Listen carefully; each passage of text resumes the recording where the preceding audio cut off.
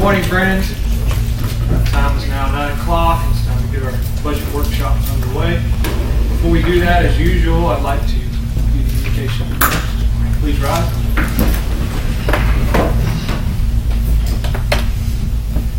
Dear Lord God, we open our hearts and our minds to you, bowing our heads this morning as we come together as a board, a governing body of Suwannee County.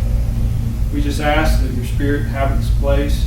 You come in and you help us decide the weightier matters of our county.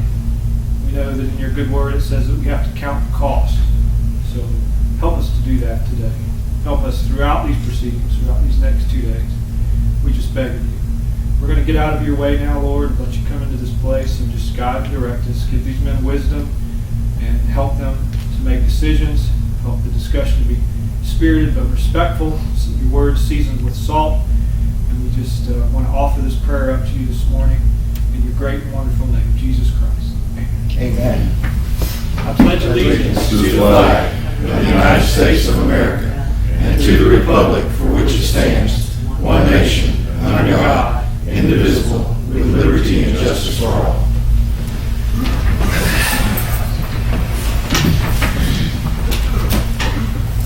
Mr. Chairman, Mr. Harris.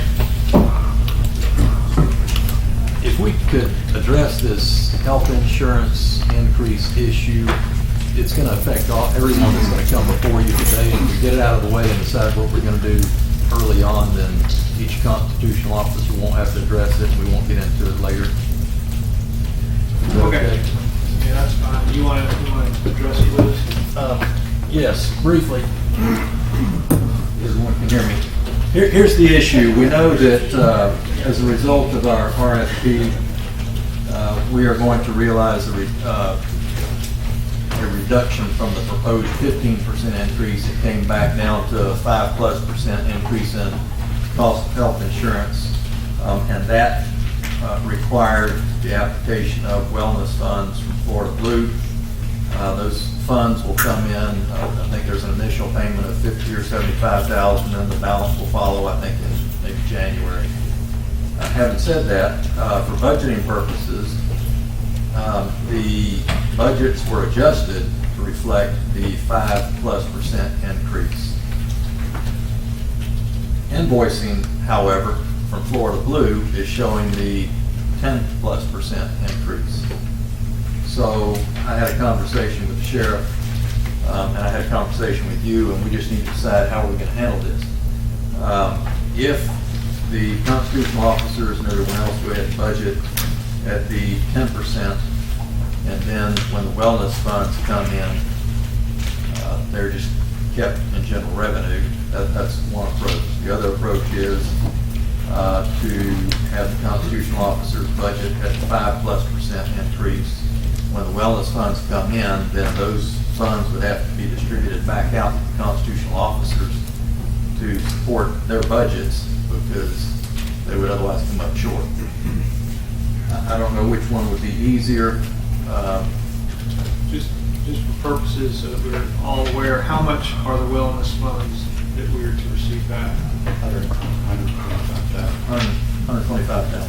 Okay. So we experienced an increase of 5%, brought us up to $2.9 million, and so that would be half. So half of that. So that would just about offset that increase of the wellness. Brings it down Is that correct? to the 5+% is what the result was.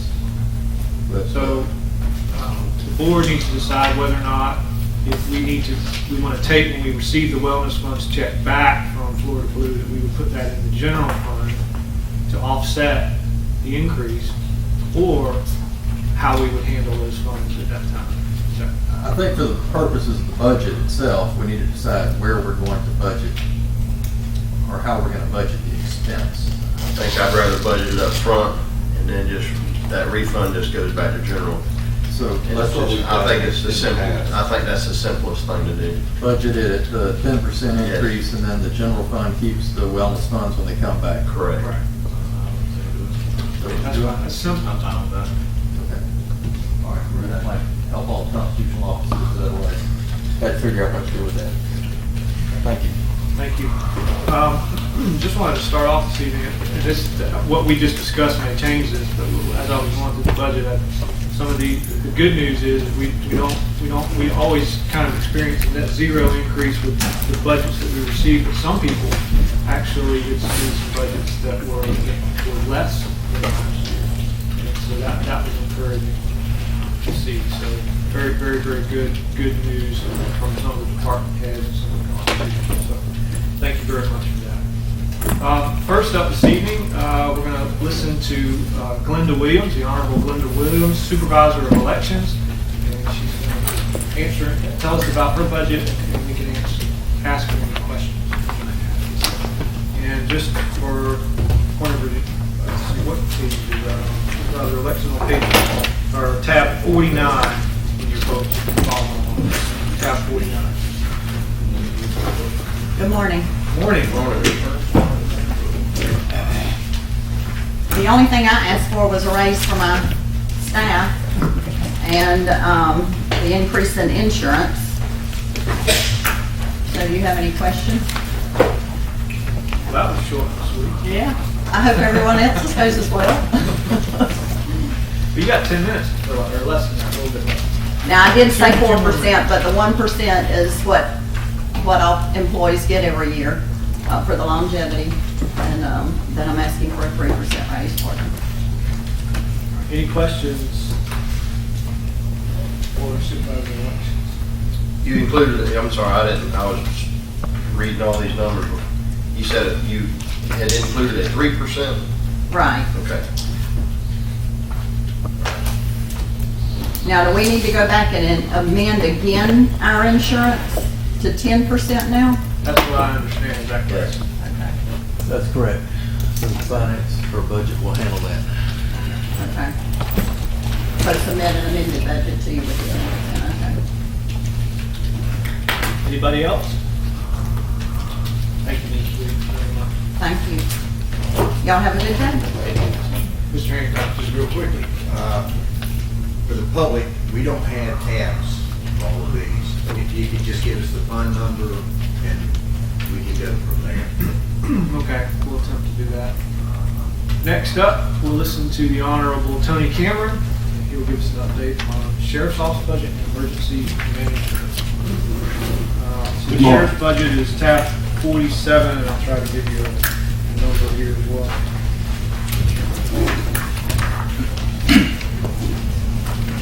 If somebody beats me there, go ahead and shout it out. It's on the green bar. It's 47, the tab number is. Look at the account number. You know that. The account number.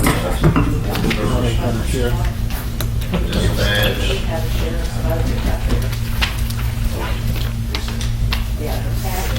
Several.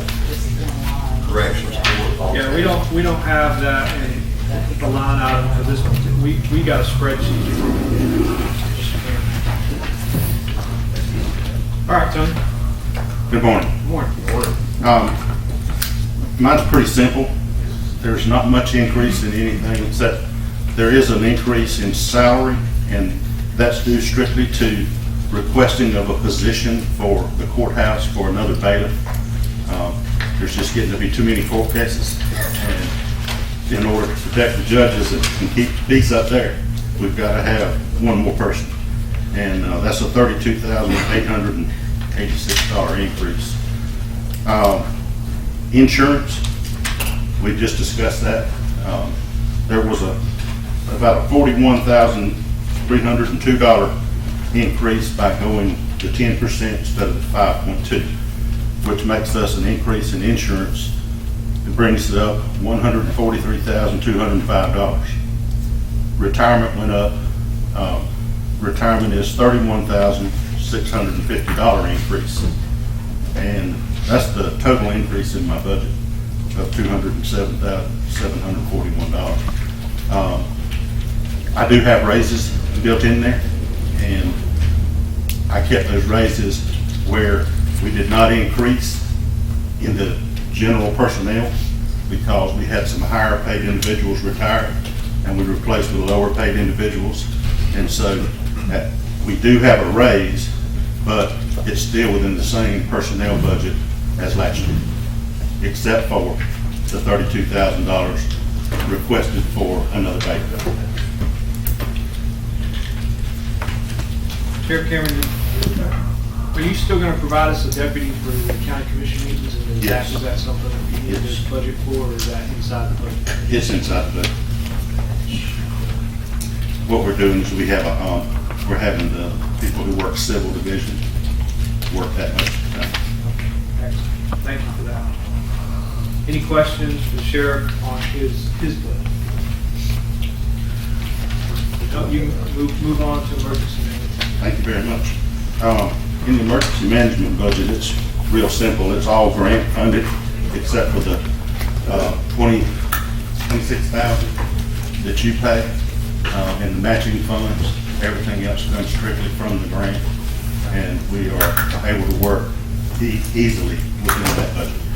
We don't have any issue with it. Any questions on emergency management? Thank you, Sheriff. Thank you so much. Next up, we have the Honorable Lamar Jenkins. He's our Suwannee County property appraiser. We're running a little bit ahead this morning, so we appreciate you being here. Good morning, gentlemen. Good morning. Good morning, ladies and gentlemen. And before you get Then started, you got the budget before you. Is there any questions? tab 48 for the board, and then we'll let's see if we got a line. I think on the constitutional we don't have code.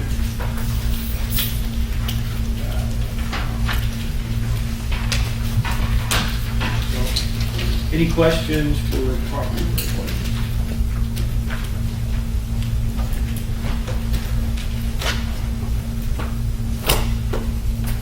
Any highlights for your budget you want to point out? Well, to us? the only thing, if you'll notice, we cut it by about 8.3%. Yeah, 8.8.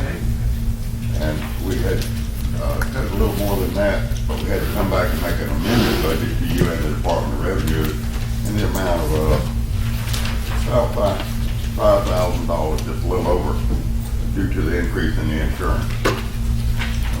But it's roughly $5,000.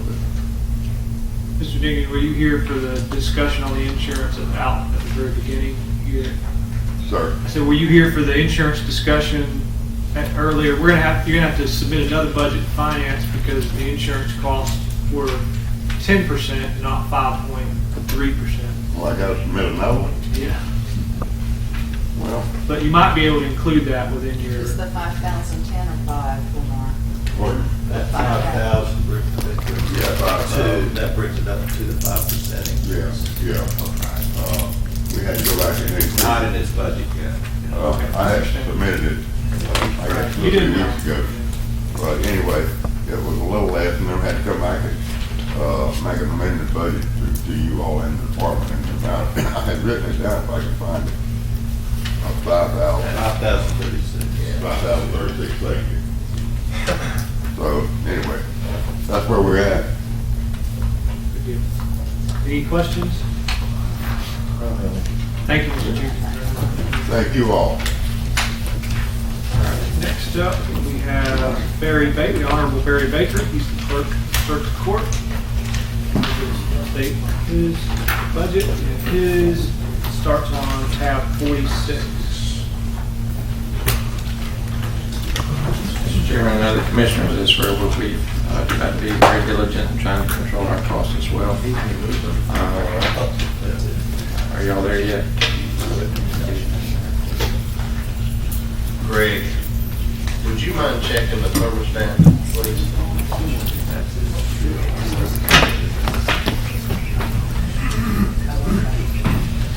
Yeah. Is that a turn ceiling fan? Put some box fans in the window. Thank you. Go ahead. It's the thing that we have this year is where we've had several people leave, as you know, following Miss Betty. We had their positions in the top part that were that we're still holding. We're trying to use some of our court personnel in order to try and help out with that. Paula was the VAB person. It's where that she left and Miss Betty became the VAB person. We didn't have anyone else trained. We're trying to train 2 people now. So that's the reason that we're showing 2 people being trained for VAB. One will be the primary and the other will be her backup. But it's where they were doing some of the duties, it's where we tried to disperse the duties that Miss Betty and Paula were doing. And so among some of those other personnel, but it netted a decrease of about 19,180, I think. But whenever you add these other things in for recording and the clerk salary and Article 5, the top part is 17,163. The bottom part is the board finance, and we're about 28,000, and that's minus the changes that we've had in the for the insurance that as they show I've already spoken. So we're about 45,000 less. Is there any questions? Yeah.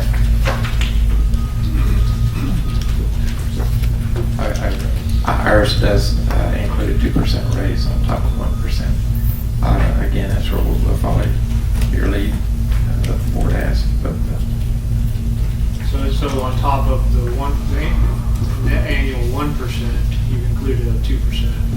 that's correct. I have a question, but you said when Ms. Betty retired, you're maintaining 2 positions, for one for VAB and one for a backup. No, well, what it is where we've asked some of our court personnel to train in that.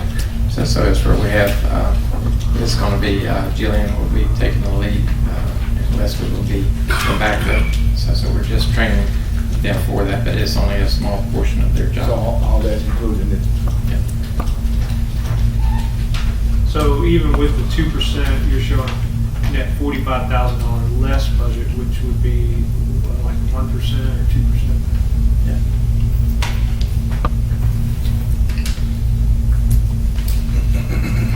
Any other questions? Mr. Baker? I will tell you that on the, it's the reason on board finance is where that's because we've tried to shift some of Ken's salary over to the courts as well as Gwen's and Keith's. Where the court would reflect that because, as you know, Deborah and Sue and all them were filling those positions, and now that they're gone, that's where we're trying to keep things equitable between the board and the courts. Excellent. Thank you, Mr. Baker, very much for your time. Next up is Catherine Allen. She's our IFAS Extension Director. Tell us about her budget. Good morning. Good morning. She is 13, And it's Department 3720. 37, 20.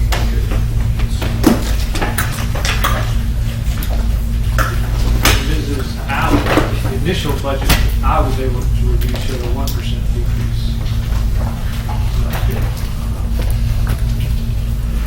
From last year. Go ahead.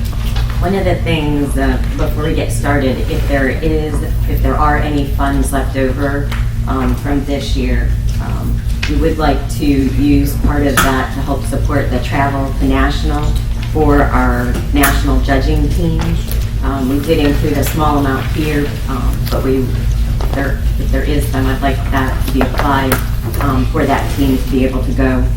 The other thing is we had some money in to replace a truck that we have that would go into the rotation.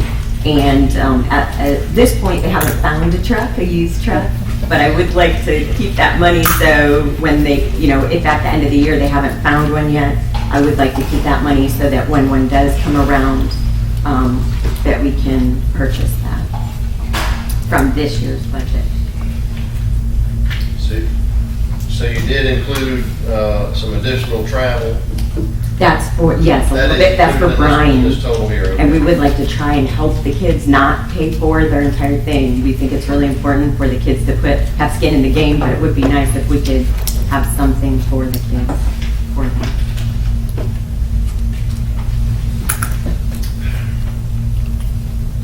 All right, any other questions?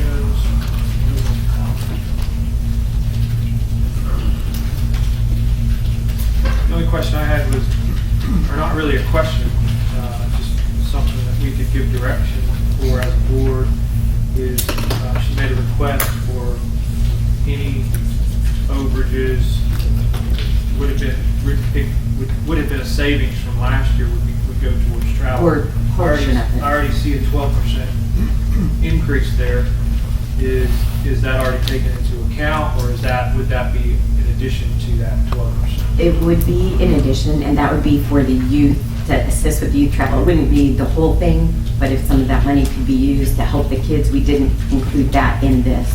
We have partial registration for the youth, and we have travel for Brian, the agent. The kids are doing fundraising, but I'd like to be able to give them a little bit, if possible. With the change in the insurance now, that's going to affect the budget, so there may not be any. That's true. So your budget could change, and you may, at that point in time, you would make a request for more than you did last year, and leave the 12% the same for the increase in travel. Any other questions? Thank you, Ms. Allen. All right, next up, Betty Lawrence, Director of Libraries for Suwannee River Regional Library System.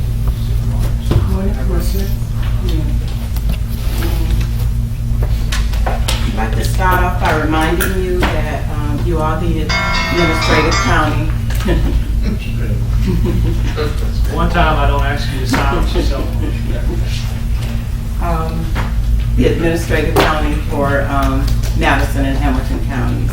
But they fund their budgets, and they are also responsible for maintaining their buildings.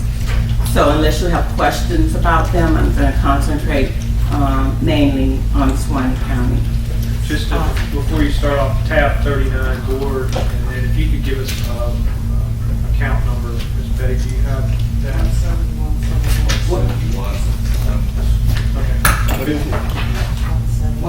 Tab 39, account number. Ken, what was the account number? Fund 171. 171. Yeah, that's Starts with 171. got it. Okay, Ms. Betty, go on. And so I'll start off with regards to the revenue budget, because you're probably wondering about a few things on there. So I'll just kind of go down briefly.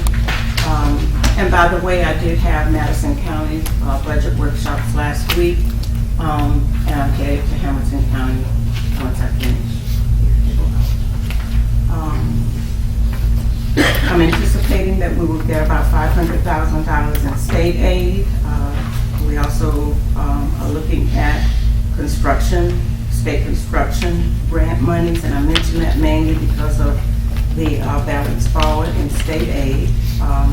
We're looking at a revenue of about $56,150 in fines and private donations in Suwannee, but that's excluding the donations that we'll be receiving with regards to the Downing Park Library. Our E-rate funding this year, I anticipate, or for FY17, I'm sorry, I anticipate that we'll get about $13,000 there. The county, if you notice, I've not asked for an increase in terms of cash. I'm requesting that the county fund still at the level of $429,094. I have asked for a slight increase in terms of the pass-through, but that's mainly because of what the county will be doing in supporting with regards to the Downing Park Library. And keep in mind that those are pass-through funds. The balance forward state aid, that's an accumulation of what we balanced forward in 14-15, what we will balance forward in 15-16, and keep in mind that those include construction funds. Let's see. Also want to, first of all, thank you for giving the library or the giving permission to reach out to the community for donations for the Dowling Park Library. I anticipated that over a 3-year period, we probably get close to, I guess, maybe $178,000, $200,000. But you never know. People donate when they donate, and so I'm at the 176. I think the total last calculation was $176,175. So I'm really glad that the community is responding to that. And taking a look at our expenses,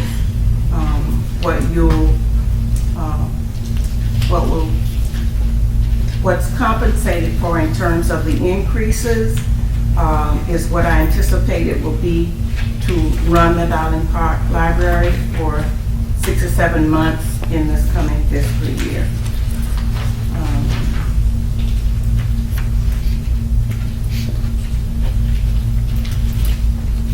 If you have questions for me? I have a question. I guess I need to also say, I'm sorry, hold that thought.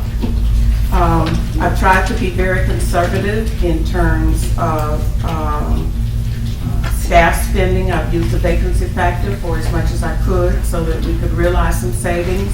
And I've also had some major retirements, which also has given us an advantage when it comes to the budget and looking forward to it. Kind of answer my question. You said in the Dowling Park Library, how many employees are you anticipating? 3.5 equivalent of. That staff is pretty good. It will, and we will also have some volunteers, and I'll have some cash rates. Okay. That's all I have.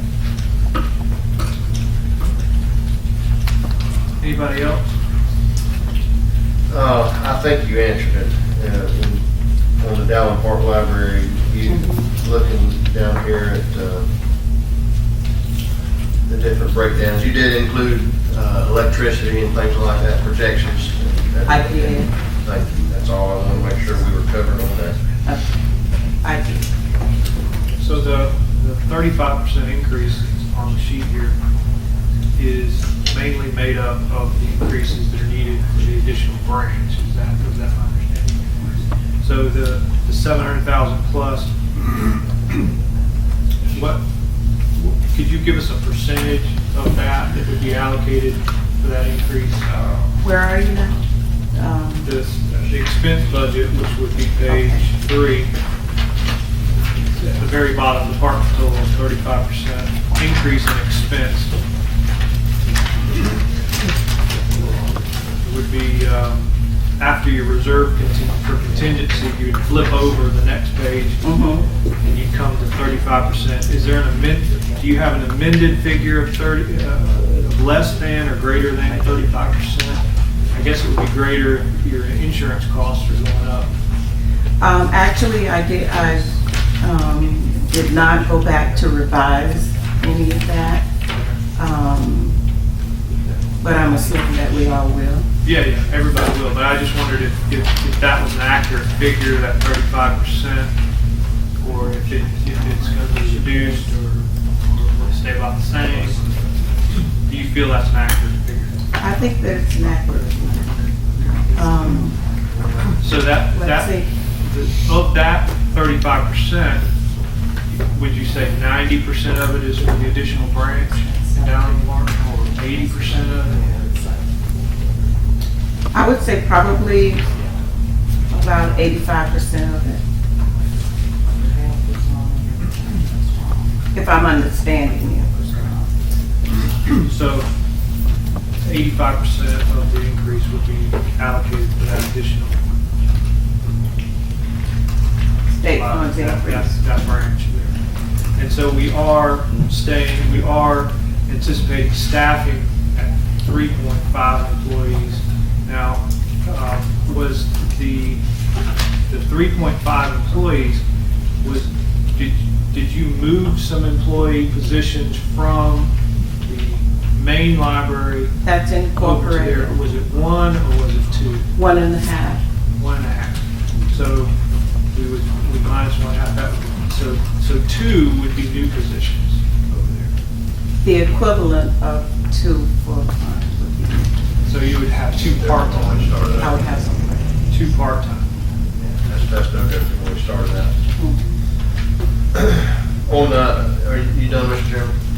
Yeah, I'll reserve my time. I just, Ms. Betty, on, going back to page 2 on the expense budget, just for my benefit, the doubling on the machinery and equipment, what is that?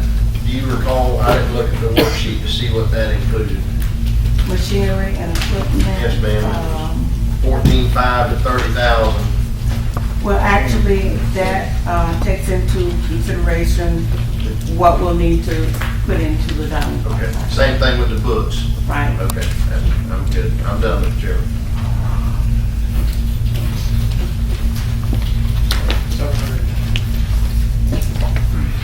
I got a list. 4.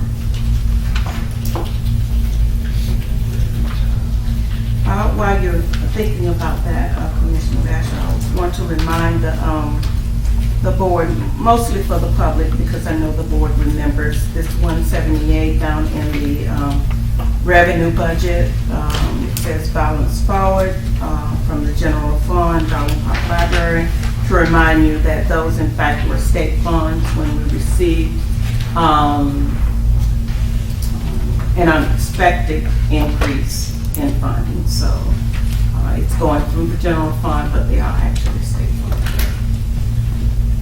Well, I guess, my concern has always been the ongoing carrying costs that were insignificant compared to the construction costs. I mean, based on the testimony today, instead of cost 600, basically.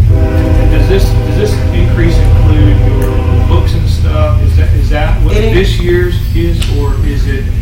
Because I'm going to throw a figure out there, and you need to tell me if this is ongoing every year, No. or what are the costs associated with the carrying of that particular asset? Actually, what you're seeing here is our startup costs. So what we anticipated is that we started off with about $80 some thousand a year increase.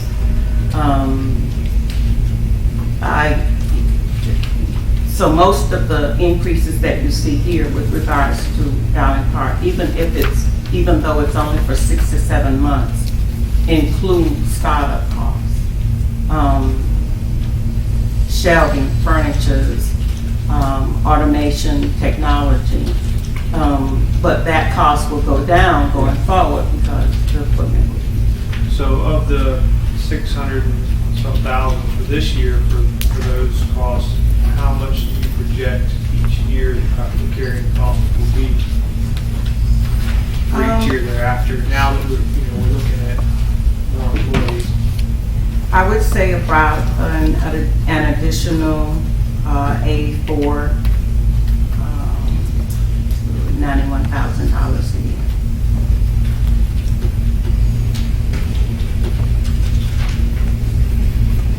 All right, any other questions? Thank you, Mrs. Lawrenceburg. Thank you.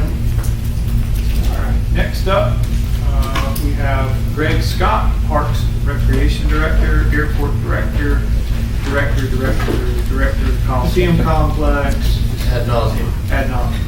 fencing, boat ramps, some cemeteries. I did make a request for James last night, make sure he had a unit standing by, just for the what ifs.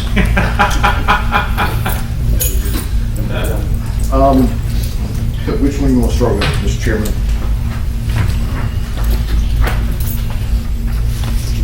Go ahead. Which one would you like to start? Oh, Parks and Recreation. Okay. That's correct. All right. I've got several different sheets to work off of. See, Parks, let me just call it out. So y'all got the green bar that was in the back of the room, right? Okay. Recreation, tab 40. All right. If you look at the overall budget, it went down, well, except for the grants, went down about $3,000. We're asking for additional, if I've gotten my numbers in sync, about $5,000 additional from the current year. Most of the overall increase is grants. We've received word that we will get a Peacock boat ramp grant. We have not heard, we haven't heard from about the Charles ramp, but the Peacock did not get funded, so. We did not get the Peacock? Correct. But we have not heard on Charles yet. It's ranked higher than Peacock, but not as high as, it's ranked higher than Royal, but not as high as Peacock, so we're not sure. Overall, the budget's pretty stagnant. I mean, there's not a lot of extra stuff added. We did plan some improvements at some of the outlying parks, pavilions, and fencing and that sort of thing at some of the springs. We're getting more and more use out of those, so we're trying to make sure the facilities are there to meet the needs. Any questions on the park side of things?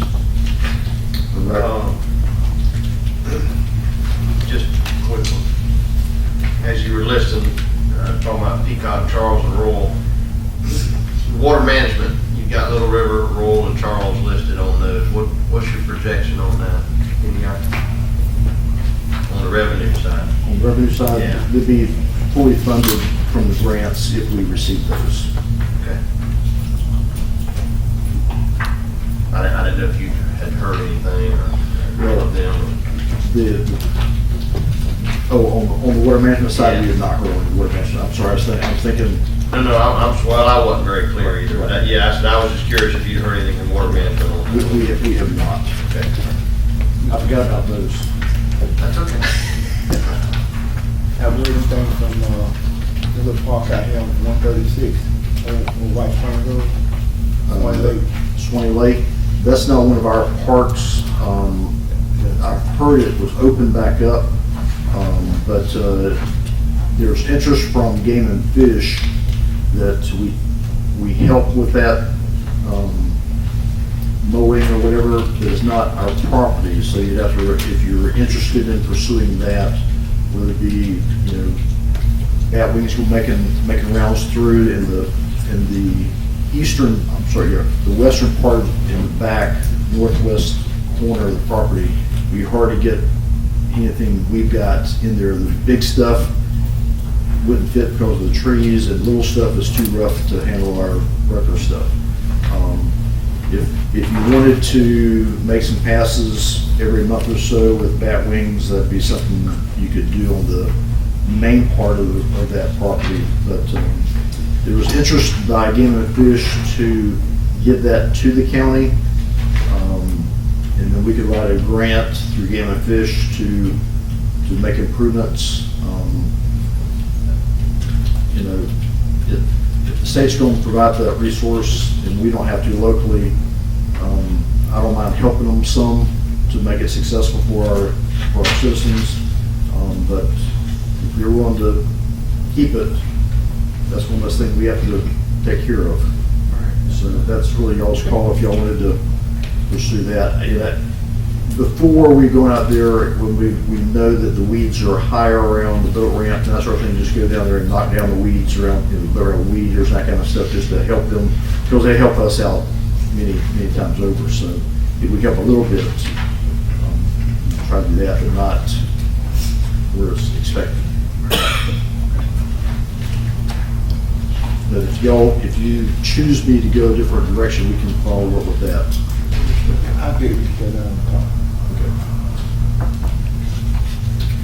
questions about Parks and Rec? All right, let's move on. Go ahead. Next we go to the airport. Airport budget, on the green bar shows a,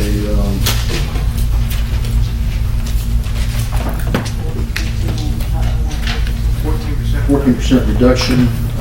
Really, fuel is the main kicker there. Half it came, let's get there, right?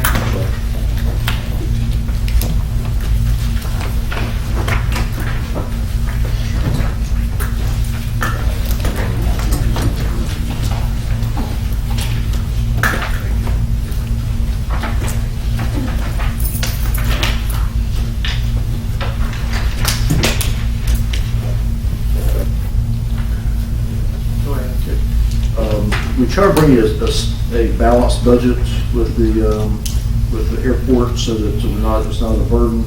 It is an economic benefit for the community, and we are getting more and more activity out there. Like I mentioned, the decreases in fuel, we thought we'd get Jet A quicker than what we're doing.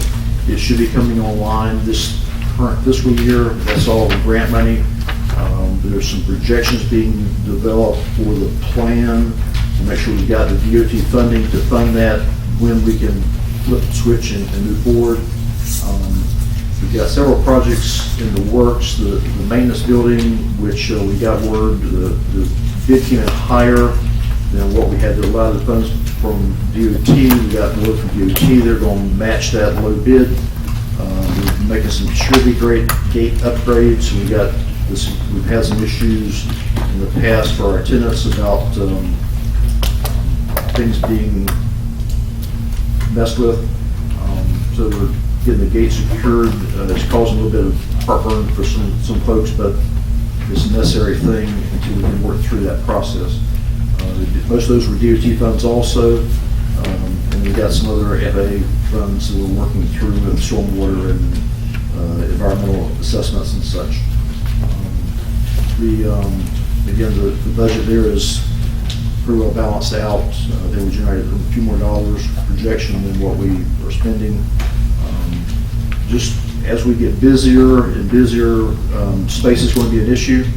And when we get Jet A, having a place for the jet pilots to have a place to relax is going to be more and more critical. So as we move forward, your plans for folks to be places, we're going to need to have the airport back at some point. So that's your all's call on when we do that, how we do that, but that's a concern I have. On your airplane fuel, I mean, with that reduction, are you taking into consideration your initial fill up of Jet A? Yes. So you're covered there, you're comfortable with that? Right. The one thing, to be honest with you, I messed up this past year. When we bought fuel when the prices were high, and I should have been smarter to reduce it, to get rid of it. You'd be working on the stock market if you could predict that.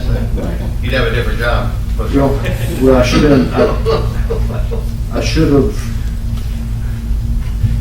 strategized a little bit differently. But anyway, it is what it is, and we're trying to learn. Well, that's what I was figuring, as you're looking forward, I mean, that's a significant change. As you're looking forward, I figured that, I just want to make sure you got your Jet A in there. Right. Okay. Any questions on the airport budget? Okay. Next, the Coliseum budget. I'm going to go ahead and touch on it. I think it's under Mark to present. But we've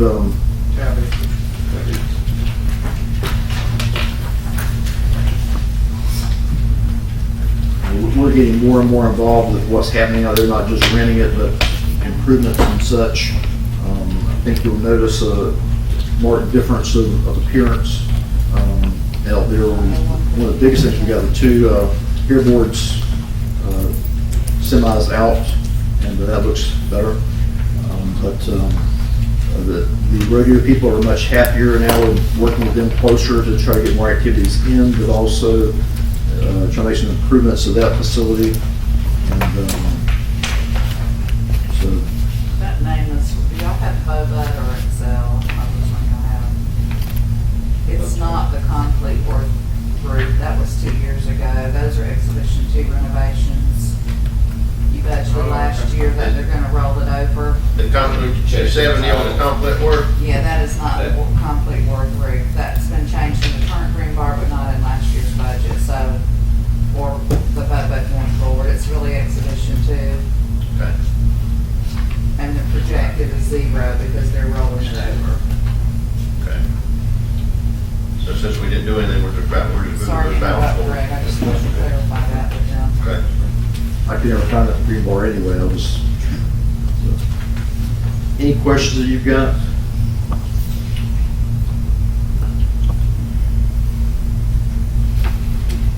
Well, since we did talk about it, what about the roof on the complete work building? Is that something Mark's gonna?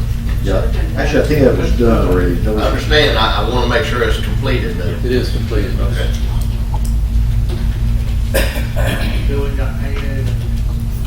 Working on the You bathroom. might have said that, and I'm looking at numbers, Commissioner Sessions? Yes, sir. The barn out there, the wood stuff we looked at this year with the leaks and things during the fair, did those things get repaired, you know? Are they on? Trying to think about barn. The barn where we hold the calves and everything during the fair, pigs and mostly on the cow side. Actually, I don't think I was in that conversation. I don't remember there. I took, Oh, you talking about in the Petworth building or the, Be the steer barn. the steer barn area. that I'm not aware of. Okay, well, I know I spent some time with somebody out there, and I guess it didn't get it to you. Just holler at me and I'll show you my concerns. It was raining pretty bad and some wood starting to rot and, you know, as the roofs, if you don't pay attention, pretty soon they fall in. One thing that was brought to my attention last Wednesday night at a reg board meeting was the Livestock Association that runs the cow show and the pig show, apparently of the fair. They accumulate funds also, and I want to reach out to them, see if they can be partners in some upgrades. Apparently, over the years, sawdust isn't removed all the way from that facility, and when you go in this off-season, try to get some inmates in there to clean that out. And really, look at, in the arena, we went in and repainted the rails and such with inmate labor, and it looks really nice. Mark got us some really good paint to do that with. Want to do some of the same thing in the steer barn in that area, and also do some windscreen up so the hogs don't get sunburned. The fair, or the Livestock Association, they helped out with the cost of those fans, those stir fans that we'd installed in there. Okay. So yes, they're We need to be on the same page. they're sitting on a pot of money, they can help out on, you know, occasionally with a few things. That's what I heard, so I'll make Yes. sure we Yes, share resources. exactly. I'll show you when we get you. Thank you. Anybody else? You're gonna be here tomorrow? Yes. All right, I think that's all we have. Thank you, Mr. Scott. Thank you very much, appreciate y'all's support. Now we'll listen to our Public Safety Director and Chief, James Summers, who'll give us an update on fire rescue budget, answer any questions. Board Chairman, EMS budget we can start with, 2610. Okay, EMS, emergency, 3312, and then 33 after that. Go ahead. All right. As we go down, you'll see there are some things out of our control as far as health insurance, retirement. Those are subject to change after previous discussion. As far as requested budget increases, you will see reduction in general operating by 400. Medical supplies, you'll see an increase of 5%. That's due to back orders with EMS supplies, things like that. So that's usually a given 3 to 5% every year. You'll see the McAlpin crew quarters is still on there. That will go away this budget year. It's on your agenda tonight to approve bidder. So that will be gone as of next year. So that request of $50,000 on the EMS side can go away. Machinery and equipment, you'll see once we get to our request sheets. No ambulance grant. And it's really not a lot of increase as far as the EMS side goes. There's some requests for equipment, machinery equipment, vehicle, things like that. Board have any discussions on EMS? So the 1% increase, It's gonna go way down. will go down because of The the, 50's coming out, 50's coming out. about 40,000 in a retirement correction. then the increase in the health insurance. The health's in there at 81, so. But I mean, is it in there, is it 5.3% or 10%? They're in the general fund, so it shouldn't matter. Yeah. Any questions on EMS? I have a question. On the EMS side, is this taking into consideration all of the salaries on the EMS side? Everything but medical director. Yes, sir. Because I have concerns about this. Well, yes, sir, but he's lined separate. He's separate. The medical director's line sheet is separate. But what I'm getting at is, but all the rest of the salaries are rolled in, right? Yes, sir. 20, you have 40-something people on the payroll you're showing? 54 plus. What you show here is 46, from what I see on this page here, Department 2610, regular full-time. 2610, what you turned in, it shows 46 people. Yeah, that's the regular full-time employees. Right, so that doesn't show your, This shows no casual. so no casual also. How many No. casuals do you have? Currently, I probably have about, that are active, that are working, I have about 6 that are actually working consistently. So that's basically 52 people you're showing working. Well, my concern, and I brought it up another time, is the amount of people. I'm looking at the last quarter, you showed you got 58 people working, so there's a disparity here in the amount of people working. And then what I want to get to is a concern I have that cost has gone up over the years quite a bit in the EMS side. We went from about, and I know you're taking on more responsibilities, but in 2012 you were at $427,000 in total payroll, and then in 2013 it went to 1.9 million, 2014 2.1 million, 2015 2.5 million, and we're going to annualize it out to about almost 2.8 this year. And the one common denominator has been overtime has gone up from 12.8% in 2012, incrementally all the way, and annualized out, it's going to be 22.1% this year. Right. So I'm asking to see if you can get a handle on it, because we went from 54,000 in 2012 to we're going to be well over $600,000 in overtime this year. Yes, sir. And understand that in 2012, there's a couple stations difference in some of that. Yeah. So you'll show an increase. Last year, you can show an increase in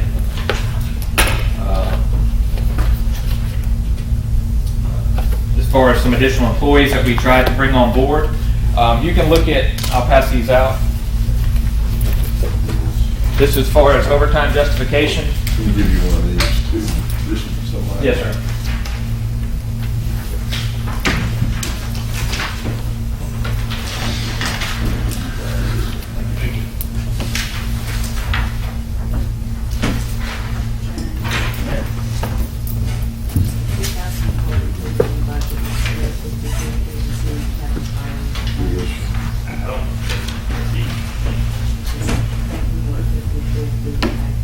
Right. Then we merged, so the numbers would change. Right. And what finance is stating is that 2012, we were paid differently, we split the budgets differently, so you'll see different changes throughout the budgets. And he may be comparing all it too, I don't know.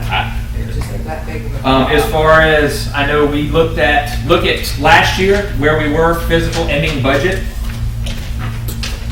We were $94,000 over. If you take all 3 lines, we were short employees. If you take all 3, salary and wage, other salaries, and overtime and combine them, because sometimes if you cannot get a regular salary employee to work or a part-time employee to work, then you have to pay overtime. So when you're looking at these lines, you really need to look at a merger of these lines to look at base budget to find out where they're at. Last year, we were over $94,000 total budget. Percentage of that would come from fire, percentage would come from EMS, special event collection fees, because that's where some of that overtime goes to. We would have had a overage total of ending 15 budget, total overage $82,151. This year, projection overage is $4,000 under budget. That's with overtime, regular salaries, and other salaries and wages will be under budget $4,000. Now, the sheet I gave you lists reasons for being an increase in overtime. John Cummings was an employee. He was out since January of this year due to a vehicle accident in a county vehicle. He has just recently resigned. We had to cover that employee. Gerald Jordan, out 45 days, he checked himself into a facility. John Cherry had used some sick leave for an injury and then resigned, so he had to be covered. We had 3 vacant positions. At the beginning of this budget, we approved for 6 positions. I tried to hire the 6. We had some issues with getting quality personnel to apply. We were trying to get paramedics so we don't have to spend a year of putting them through paramedic school and having those issues. We have just recently hired a couple more to try to bring those on board to kind of correct some of these issues. The part-time staff is reaching their maximum hours.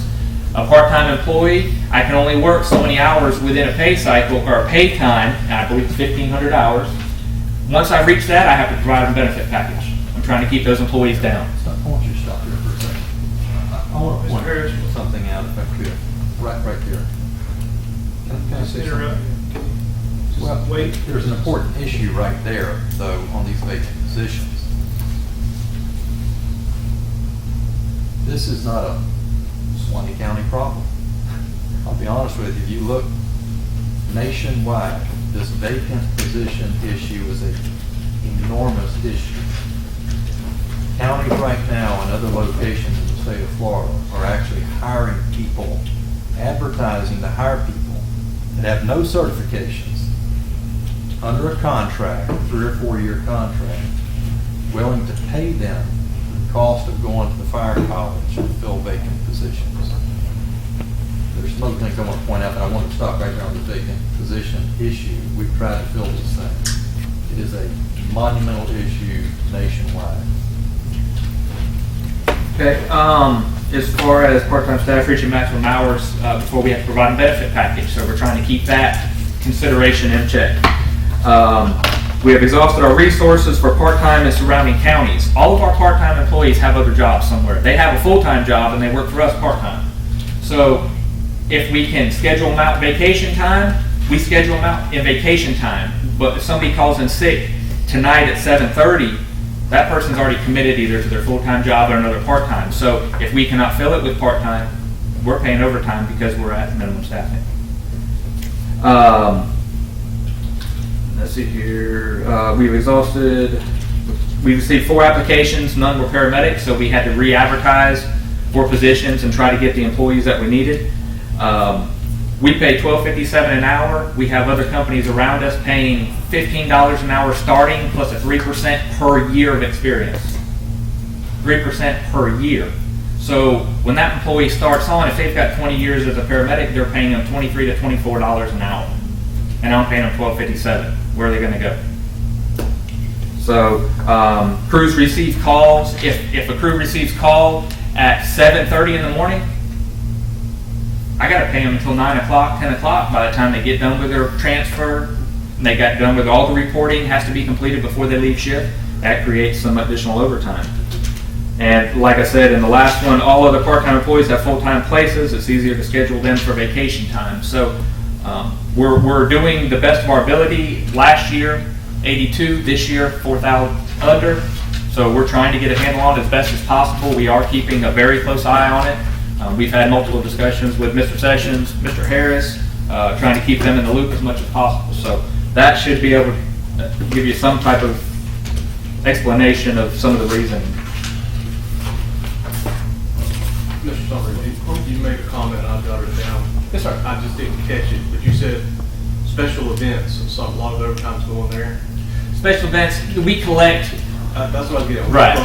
We collect a fee for and those. that fee covers our overtime. Yes, sir. It covers everything. Yes, sir. It covers the cost of the equipment and the cost of, and that equates to about $69,000 to $70,000 annually that come in on special event fees. So it's covering our costs, but we use that to show that's where it's coming from. Mr. Sessions, do you have a response?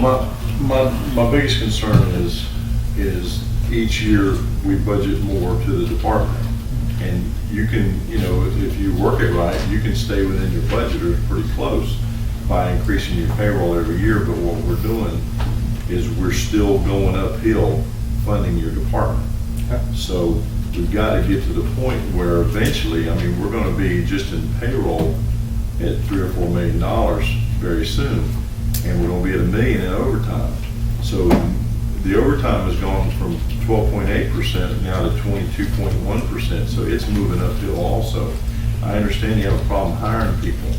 So maybe we need to step back and look at what we're doing to hire people and retain the people, because we're going to quibble in the coming days about other agencies getting $15,000 or $20,000 tomorrow, maybe, when we have $600,000 or $700,000 overtime under our noses that we really should be paying attention to. And if you go back to a comparison year, I think 2007, 2008 overtime was $800,000 at that time. Well, I don't have that. So if you go back far enough, you'll see a drastic increase in a lot of those years to where they were short manpower, they brought manpower in. As our discussion, it may take 9 additional employees to wipe overtime out. That may be a possibility to get that coverage and that staffing level where you need. So we discussed that. That's part of managing it, getting it like that. But Yes, sir. I also just have a concern if we keep raising the budget every year, we can be $4,000 under budget if we raise the budget enough, you know what I'm saying, I understand. to handle it. So we got to get to a point where we're not raising the budget every year and start planning out to where we can maintain and actually try to save more money by planning properly and retaining employees. Well, as far as retention of employees, when they're leaving, they're going to RN school and they're tripling their salary. We're not going to be able to retain those employees.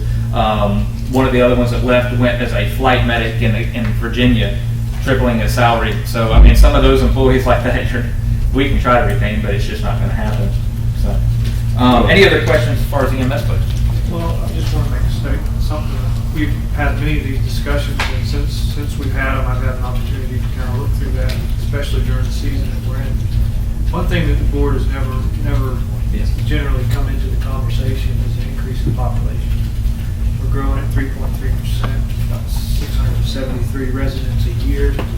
So your cost associated with providing emergency medical care to those people, it's going to be a steady increase over time.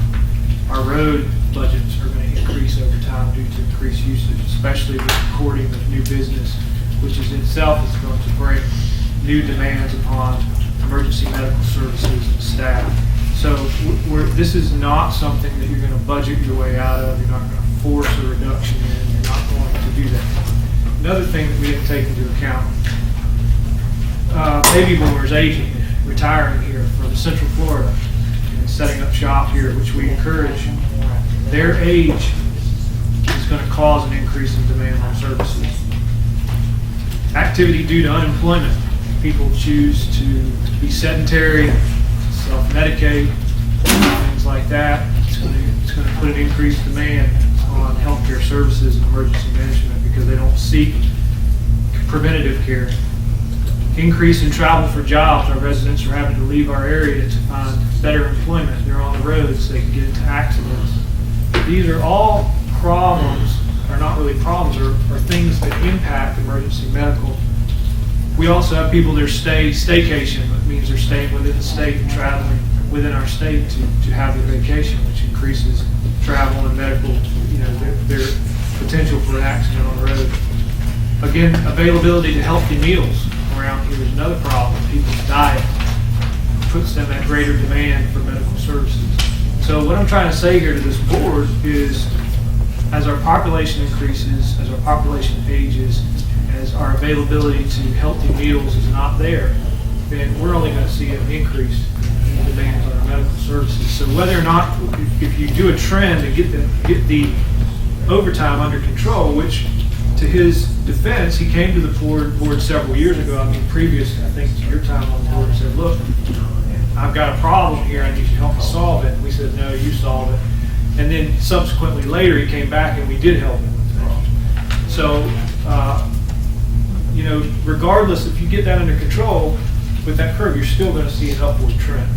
So we're going to have to continue to supplement his budget if we decide to continue to issue EMS service.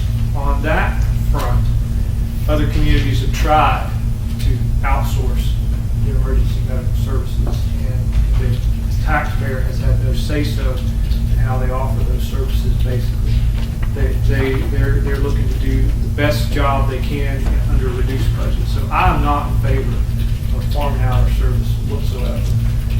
And so I think that we need to continue to protect the people.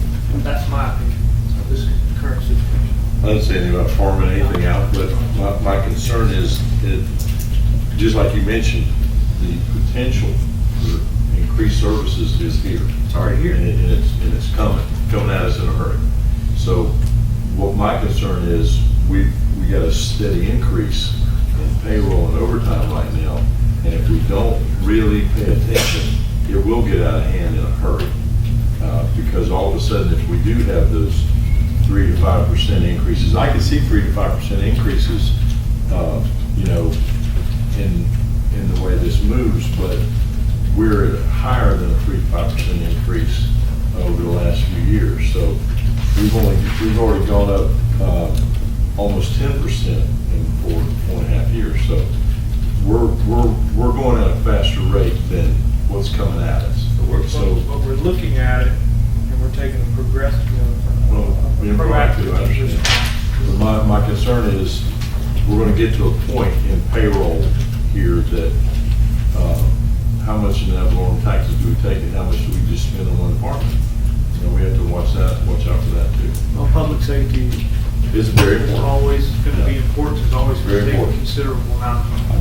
I'm just concerned. I'm used to seeing places with about 7, 8, 9% overtime when they get in a line, and you're almost double that. And you can look historically at fire services and EMS services. There's overtime all over the place. I think the Gainesville Sun had it. They were in discussion at a board meeting, the same issues. So that's the nature of a 5K exemption rule and the way a 112-hour work week. If I work a single cert employee, that single cert gets overtime after 40. Firemen, if they're dual certified, they get overtime after 56. So, there's different pay means to try to keep that cost down. Also, I've purged our discussions, I've purged our part-time list on a periodic basis throughout this year to try to cut down and get those numbers and try to, I just brought 3 more back on that are going to try to work some more, and I got rid of 3 or 4 that were not working in the last 6-7 months. So we're trying to keep those people, but like I mentioned to this board before, they're seasonal. They'll come in, work 3-4 months, they won't work another 6 to 8. Then they just keep rolling. So they're either going through school, they're paying bills, they're Christmas time, and they have other jobs. So, we're trying different means. And if you look at our call load from a few years ago, that was probably 4,000 to 5,000. We're well above 7,000 now. So, call load increases, response times are driven to what we're doing. So, Go ahead, Commissioner. I think, just listening, and I have a tendency to agree on the overtime. I think in the games and also see they have an issue, they have a problem with overtime and with first responders. Even the police department, they're having, the cost is driven up overtime because of emergency situation. And I know with the increase of our population, it does happen, have a tendency to happen. Whether you bring in these 6 employees that you budgeted that, whether that would help with some of the costs, I don't know. But at this point, I know it's gonna be hard to curtail. Well, if that you- lot of the overtime. Yes, sir. And if you look at our current budget, if you look at our regular salaries line, it's $2.5 to $300,000 under. Well, your overtime is $2.5 to $300,000 over. It's going to shift. Those lines will go from overtime to regular salaries. And in these budgets, in any department, I'm sure the majority of their budget is salaries. I mean, that's just, so. Question. Yes, sir. I should have anticipated this discussion. I thought we was gonna get into it tomorrow, but that's, with, so I'm not prepared. Off the top of your head, what is the base overtime percentage that these guys incur on a weekly basis? They get a guarantee of 6. Guaranteed 6%. No, not percentage. Guaranteed hours. Hourly rate. I couldn't tell you percentage. I'm not prepared for that. I can find that out and I can let you know tomorrow. I'm just trying to establish, there's a baseline here. Yeah, they have a base of 6 per pay period, and then if somebody's on vacation and we need to Right, fill what I'm getting at is let's not look at the total, let's start from the baseline and then move forward and see what we're looking at. and look at everything above what they're Yes. getting. Yes.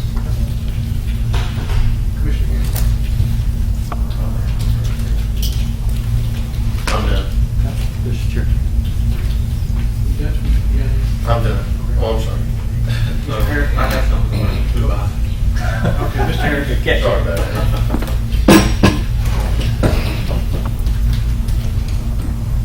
I agree with everything I've heard. Everyone up there recognizes that this is an issue. And I've tried to boil it down. In fact, let me just go ahead and say, I appreciate Commissioner Sessions. We've met on multiple occasions and we've talked this thing and gone through it and tried to refine information, and we've produced information and done head counts and hour counts, and we did go ahead and purge that long list. We had a very lengthy list, as you remember last year, of what we call casuals that might come in if we called them. And it was kind of misleading because that list was so long. We had everyone in the world that wanted to get on our list from all these other counties that said that they might work as a casual if we called them, were on there. But in reality, there was just a very small percentage that would ever agree to come in and work. It appears to me that outside, if you look at that list that Chief Summers gave you, it outlines the number of vacancies and some extended absences that we've had too. But the vacancies, if you look at that percentage, when you've got 3 or 4 people out, you're talking about close to 10% of your workforce now. It is extremely difficult to fill these vacancies with dual certified full-time people. And we've tried any number of things. We're advertising in every venue that we can. I think most counties have job fairs and all types of things. But the issue here is certification, dual certification. I would say outside of that vacancy issue, though, the single most problematic issue that we have with this budget that's affecting this overtime is use of sick leave, qualified sick leave. Because when we have this, now we've got, half a dozen people on this casual list call that may come to work. We can't schedule that ahead of time like we can the vacations. They don't have near as much trouble filling those vacancies whenever it's a scheduled vacation and a month in advance. When someone calls in this morning and says, I'm not coming in, I'm sick, we call a casual, it just isn't happening, it doesn't materialize. So that's really the biggest issue that we're having outside of vacancies, is trying to fill those positions when the sick leave is being used. And I just wanted to emphasize that. I mean, there's no lack of effort undertaken. Commissioner Sessions met with us several times. Chief and I have met probably 50 times on this in the last year, just looking at these numbers, trying to figure out what can be done. So it is an issue, it's one that we're very sensitive to, and one that we're working on. We hope that we come up with, better answers over the next year. I got one more question with you, just to throw a number out there, what would you say your average salary or average per hour rate is for everybody, or Nina, would you know that? The average salary per hour? For these, for the 46 employees that are listed in here. Average salary, probably deduct me out, 1257 start. So if you take some of my prolonged employees, an average salary is probably somewhere in the range of $19 an hour. Okay. Well, we'll go through a quick exercise based on what Commissioner Wainwright was talking about, getting broken down to the elemental issues here. So let's say we have $19 an hour. You got 46 people on the payroll. They're guaranteed 6 hours a week, which is 46 times 6 times the 26 pay periods is 7,176 hours. So you take 19 times 1.5, which will bring them to 28.50 per hour, times 7,176 hours, which would be that many people working the guaranteed overtime. Because I know you got more than the guaranteed right now. That comes up to $204,516. So we're presently $400,000 or triple that at the end of this year annualized it. So when you guarantee the overtime, I understand it, but we're way above what's the guarantee. Understand. And that's my concern, is that we need to look at it closely. Even if you're at $25, maybe you need to raise salaries and retain people. And that's a discussion that is going to, come to the board in the future. Just a thought here. Okay. I don't know what that percentage is, that baseline percentage. But if you're, if just on simple numbers, simple math, and I know it's not going to work this way, 40-hour work week, 6 hours is 15%. It's 23% overtime is what we're incurring. Larry, you suggested, and I agree, that in cases of shortages and maximum amounts, you're looking at 7, 8, 9, 10% overtime. Well, we're at above that 15% mark at the guaranteed 6 hours. You're 8 percentage points from 23%. I know that's not, that's why I was trying to figure out what the baseline is, because we may not, in actuality, I know that the dollars actually go crazy exponentially. But my point is that we may not be as far off the bubble on overtime as we think, considering that baseline. It's $166,000 a year. Well, that's the guarantee. That's the guarantee. That's the guarantee at base salary. Per year, you gotta pay them $166,000. Okay, well then just, a year. and I don't know what that percentage comes out to, Right. but just. I understand. I see your. If you double that, now you're at 320. So you're $150,000 above that, even if you just considered what would be normal operating. Well, If we could get the normal operating and have full staffing, I'd be happy. Well, and I know we're going to address a lot of this tomorrow when we look at additional staffing requests. You have to take out 166 to get a true overtime number. Right. But anyway, it doesn't matter. And But we can discuss it tomorrow. What I want to find out is what that baseline percentage is that they're guaranteed. And I know that's a fuzzy number, but then we can take that in accordance with what we might consider, what is an industry average above that. I'm just trying to figure, if we're going to compare apples to apples, let's see how we're truly running in comparison. I know, we all understand and recognize the shortages and the demands and all that kind of stuff.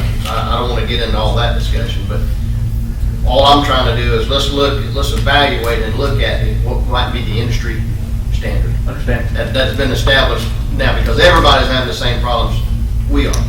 Oh, yes, sir. And I mean, let's look at a typical service.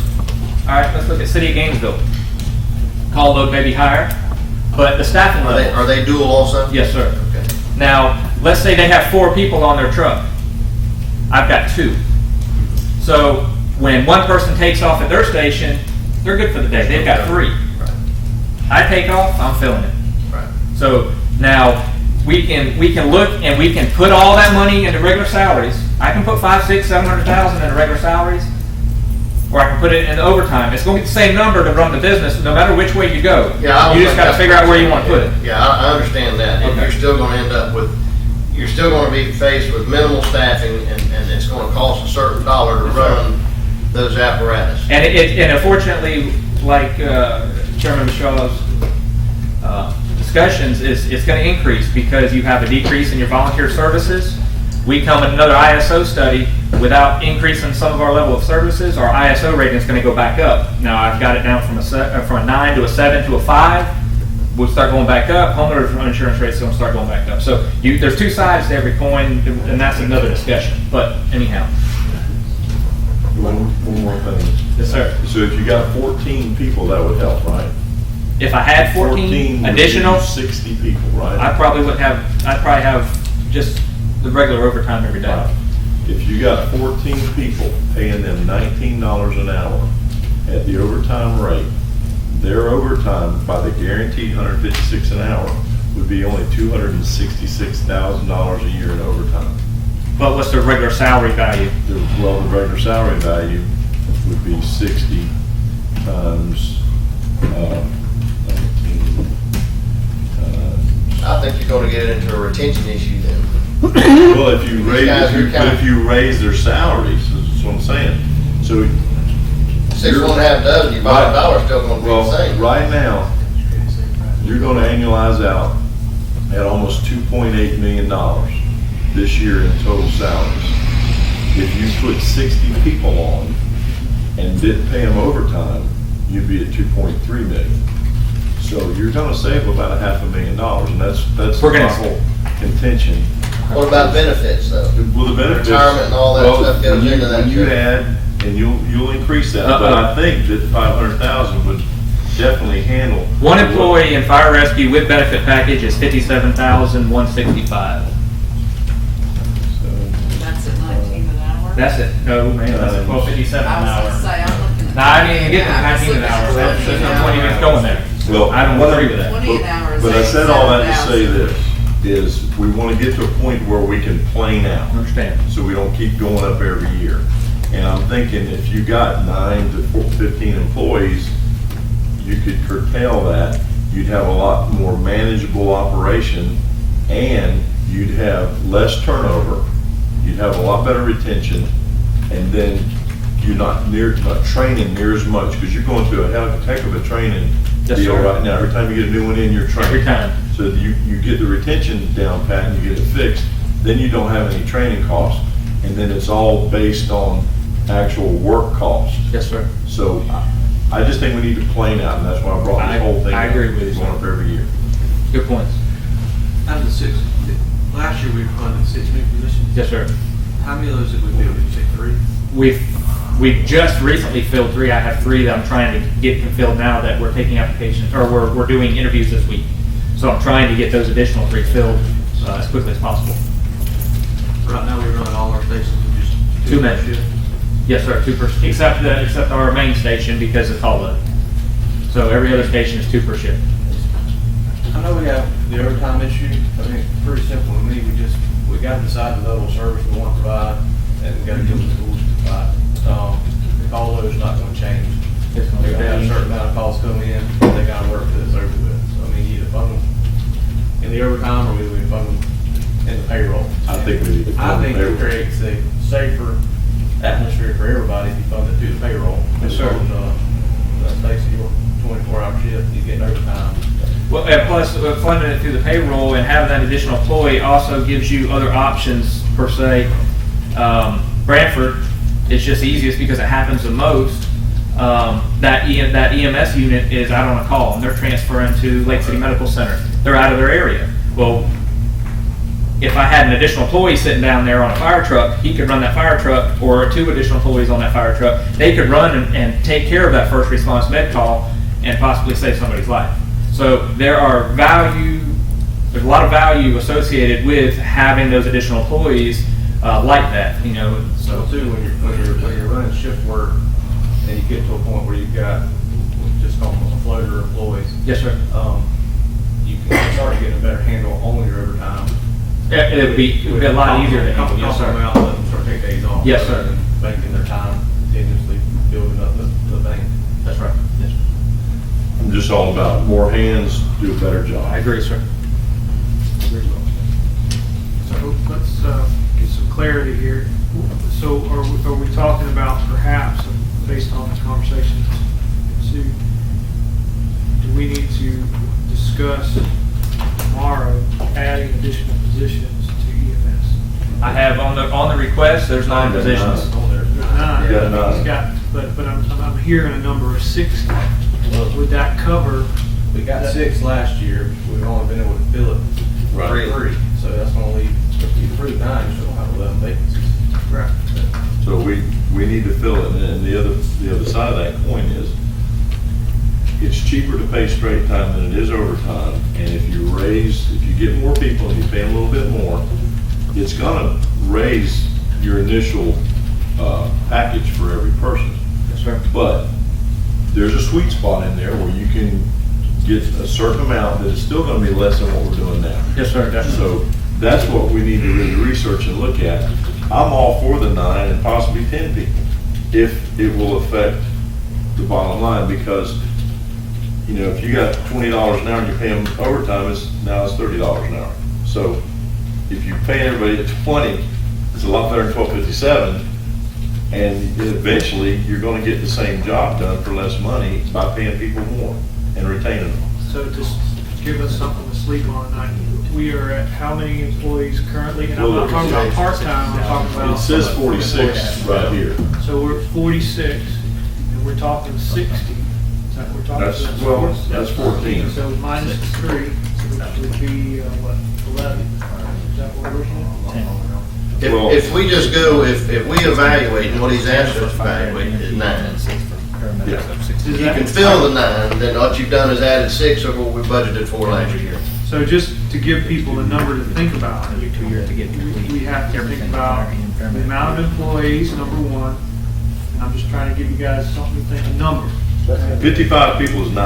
I think it's a lot better than what we're at now. Okay, so maybe an even 10, something like that. Let's just, All right? he's requested 9, we got the numbers for 9. And I But it's think, our job to interpret the data. It's his job to tell us what he needs. But Larry's done a good job. I understand. Establishing. But he's not a fire. I'm not a EMS fire guy. expert, that's right. He's come up with a number of 9. what I'm getting at is, I'm all for his 9. And if we go with the 9 and we see it's helping, then we may realize maybe we need to add another 3 or 4 or 5 more too. I'm okay with that 9 for tomorrow as a start. I think we're fixing to get carried away here. No. 9. Is all that right? 9 on top of the 6 that we did last year? Yes, sir. Right. 9 is complete additional employees this budget. So it's not on top of the 3, on top of No, the sir. 6. So 6 would be a net gain over what we budgeted last year. That would be 9 additional employee positions. Yes, sir. Okay. That's, I'm thinking of the 3 that we didn't hire. 3 that were open. No. Right. Yes, sir. And like I said, in the process, I have, out of that 3 applicants that I'm interviewing, 2 have taken their paramedics class, they just have not passed their state boards yet, so, you know. This is fixing to get crazy, y'all. Well, I'm just telling you, I'm willing to talk about it and go through all this stuff. I want to know that baseline percentage. Yes, That's sir. why we're trying to get the information out to the commissioner, so you can go home and think about it. The other thing that we need to think about, the second part of this scenario, is pay, which ensued in the discussion. And retention. Well, they're thinking about that overtime as part of their salary now. But that's not our problem. It's up to us to establish the thing. Yeah, that's- So what number are we looking at as an increase for retention purposes? You think? Well, that's something we're going to sit down and really crank some numbers out. That's what I'm saying. You got- We just can't do an arbitrary, I mean, you give me about You've gotta go 2 home. hours, I can Right. figure it out. Exactly. You need to look at surrounding communities and what they're paying and all Exactly. those kind of factors. I mean, it's, Well, it's like the deputies too, they go out there and risk their life for 30 grand a year. I understand that. I don't know that I want to get into setting a new salary. I'm saying this is fixing to get crazy, y'all. It's- Yeah, we need to first approve get new people, and then work on the retention side. But if you can't hire them, then what's the point?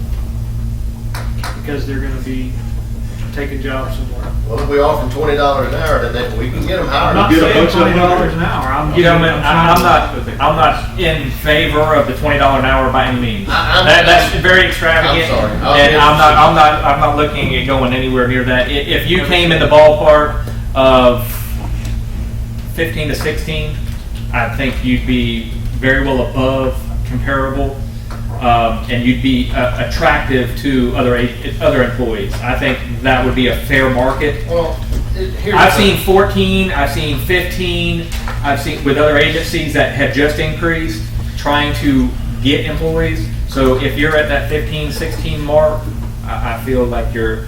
But here's the thing, this is, because this is gonna come up a bit, and well, I don't know if it will or not, but here, since Century's starting them off at 15, that's just for. Plus 3, that's for a brand new employee. Yes, that's a brand new, plus. 3% per year. And they don't do fire. No, sir. And then to go back to earlier discussions that this board has had when we were venturing out a little bit to take non-ambulatory transport, they get to pick and choose the moneymaker. We got a lot of calls we don't get paid for. So we gotta eat it. We gotta take it in the shorts. And that's on the EMS side. When you look at the EMS side, it's what I'm getting to, is this gonna be difficult to compete with private companies? in what avenue? Well, just like we said, we can't compete with Century, because we're not getting the big money drivers. But you're looking at. Talking about wages, we can't. I understand that, and you're looking at one very, very small aspect of what we do, where a majority of the calls are 911 based. 6% of patients pay their bill once we've paid insurance in this county. 57% or closer to 60% right now are on Medicaid and Medicare. Yeah. So, taking those numbers into account, I mean, I understand where you're going, and I understand there's a funding means there. You also got to take into consideration of their salaries, that you're not going to make, we don't need to be sitting right there at what the private sector's paying. We offer a pretty aggressive benefit package that the private sector doesn't offer. Right. Absolutely. And that's why I mentioned that. So. And it may be attractive to an older employee, but you gotta be honest, paramedics and firefighters are typically gonna be helping individuals, and they're gonna take money every day, twice on. Yep, I need about 2 hours, but I just ran the numbers. If you took the present annualized payroll at 2.761515, and you divide that by the total guaranteed overtime, or the total hours are guaranteed every year, plus the overtime, which is 2,236 hours, you divide that into that number, and then you divide it by $20 an hour. If we went to $20, you come out at 61.75 people. Now, how much is the benefits, Nina, per person per hour? Is it $6,700 for insurance? The benefits per person per hour. Per hour, what's it come to?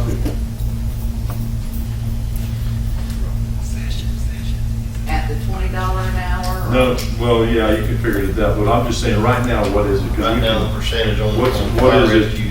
Everything including retirement.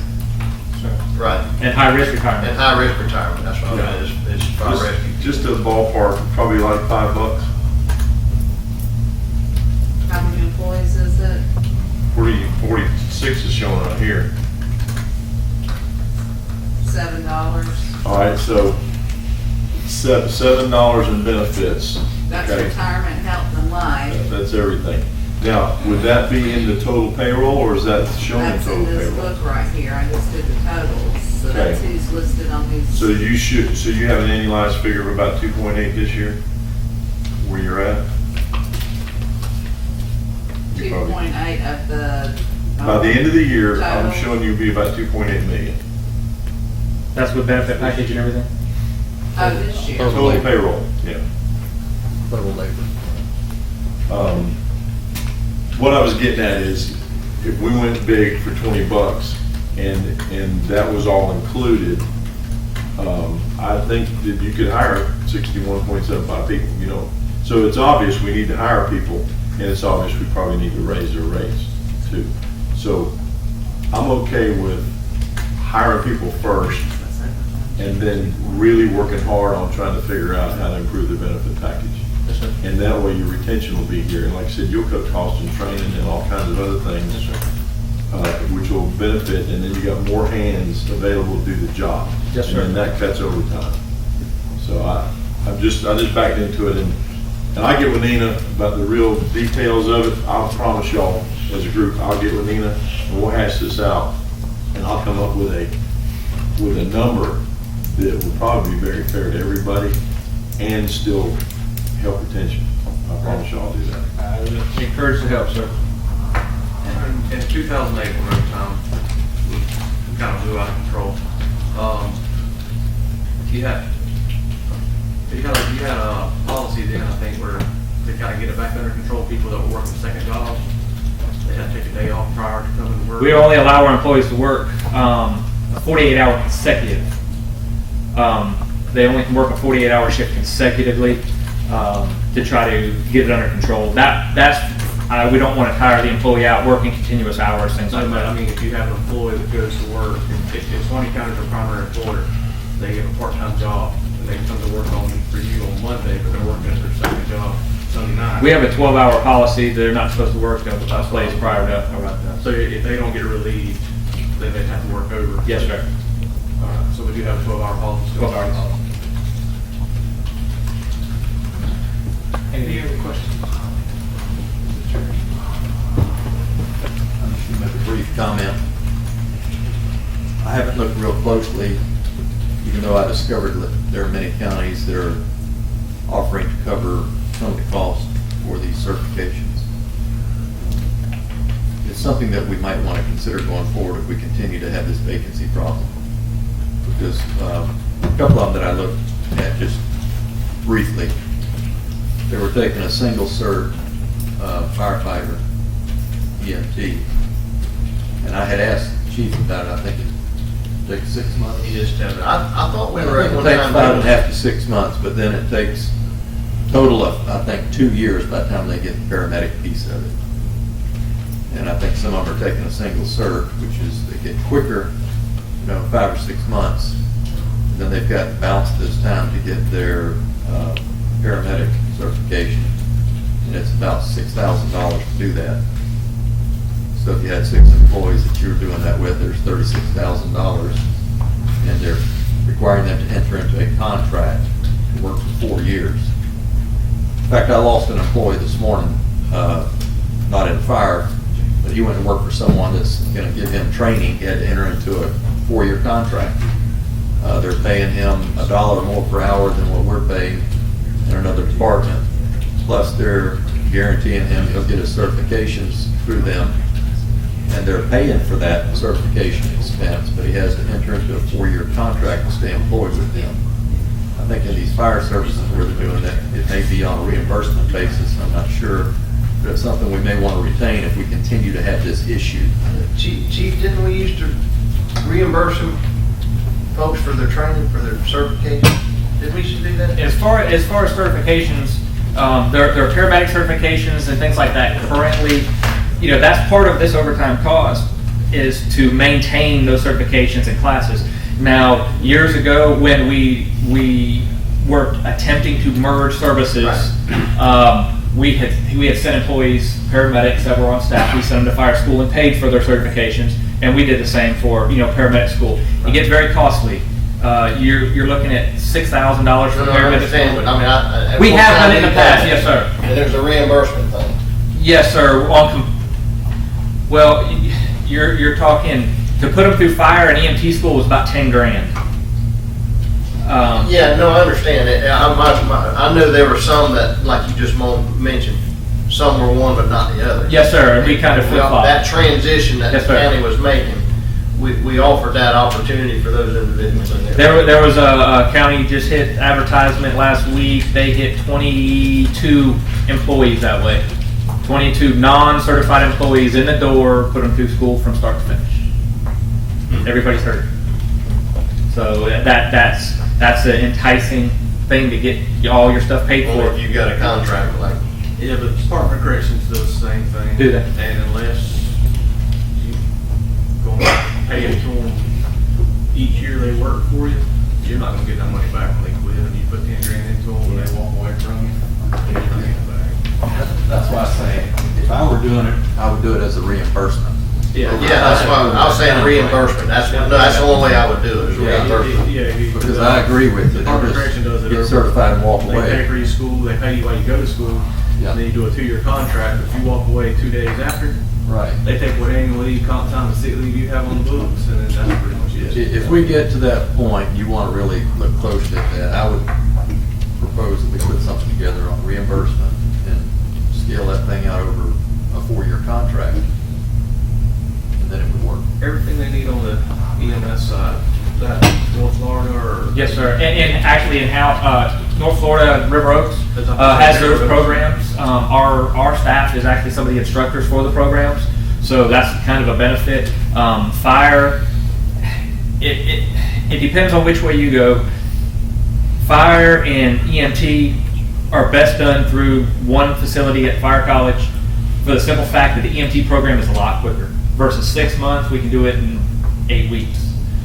Because they're 8 hours a day, 5 days a week, things like that. Paramedic programs, they do shift work. You can do online. You can do North Florida. So I mean, total start to finish, it's a good year and a half. But once they have their fire EMT, We can put them on. Can they start working? Yes, sir. And then they can do the shift-friendly paramedic program through North Florida. So they come to work, next day they go to paramedic school, the next day they do clinical, next day they come back to work. Is there a pool, a group of meds or paramedics as they graduate? Is there a way that, like a selection that you can pick a certain amount of employees, or is that viable? It is and it isn't. You kind of get local area. We have out of all of our staff, probably 15 live in other counties. They don't leave and live here.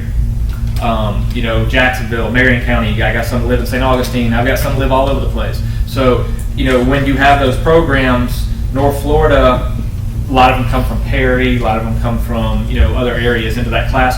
I would say probably from this area that a 10 per class is probably, they may have 6 from this area that are in that program.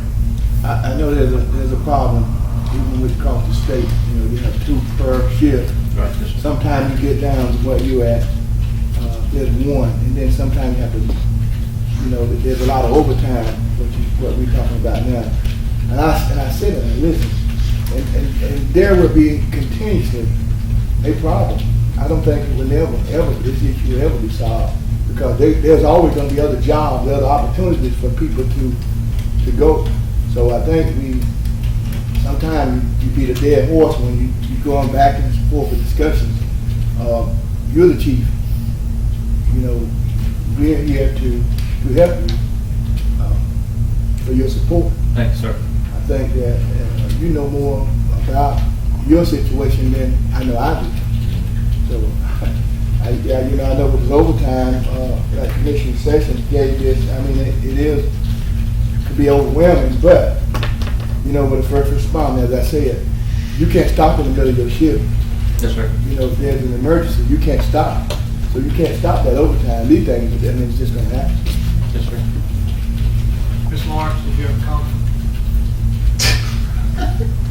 She's sitting on her Not hands. taking over JB and Mr. Harris's budget presentation. Pull your microphone. But I just wanted to make one comment, and you were talking about getting someone certified and then they walk off the job the next day. But I've been in environments where you can also contract that.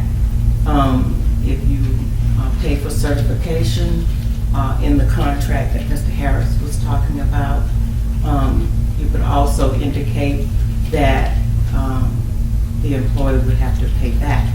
And that would be depending on how long they stayed with you after the certification. So I just wanted to offer that, and you probably already knew, I'm sure they thought of it, but I just wanted to. Thank you. You got a couple other. I got all the budgets. Everybody done with this?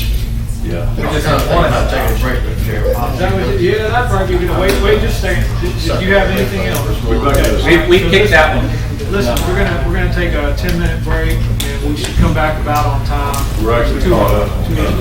Yeah, we're on You got a time few more. It'll take about 5 minutes. Yeah, I'll be quick. The other ones are pretty. 32, okay, 32. All right, if we can go one page forward of that. Well, this will be paid fire, so.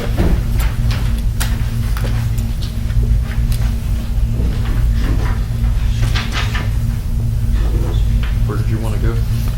Once we get to that, the fire, go one page forward to the revenue on the fire protection fund. Division of Forestry grant request, it states 100,000, that's actually 10. So, but that would have come out of fire protection fund, so that's actually 10, not 100. I was wondering why that was so high this next year. It's 10, so just to make sure we can clarify that. Okay, now we're on to the next page will be the 2210 fire budget.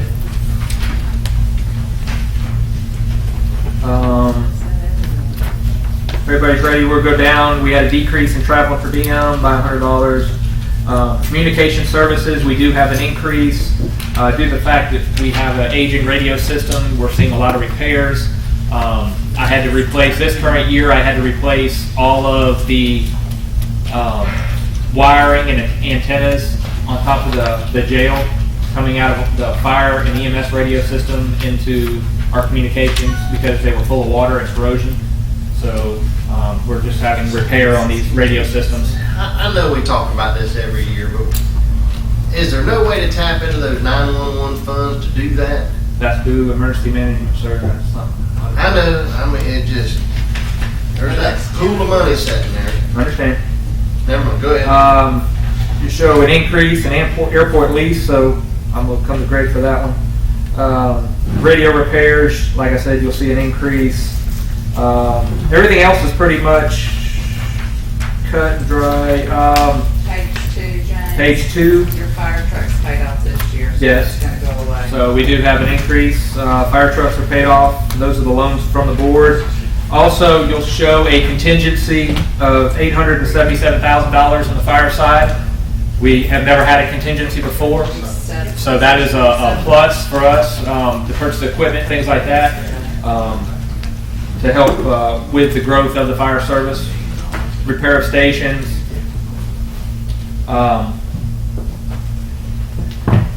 And then also the payment on the McAlpin station will be out of this budget, but it's fire assessment, so we have to go right back into contingency. Any question on the fire budget? Is it the station that's in McAlpin? Yes, sir. Will be included in also? The station McAlpin, it is on your agenda for this evening to approve bidder for build. So that will not be a budgeted item next year. That will come off, so if you see it on there, it'll come. Any other questions? Okay. Hearing none, move on. We'll move on to the volunteer fire budget. There is, other than a radio increase, that would come from the contingency. Other than that, it will have be no increase. Any questions on all? And those are all out of fire assessment, so that's no impact to the general.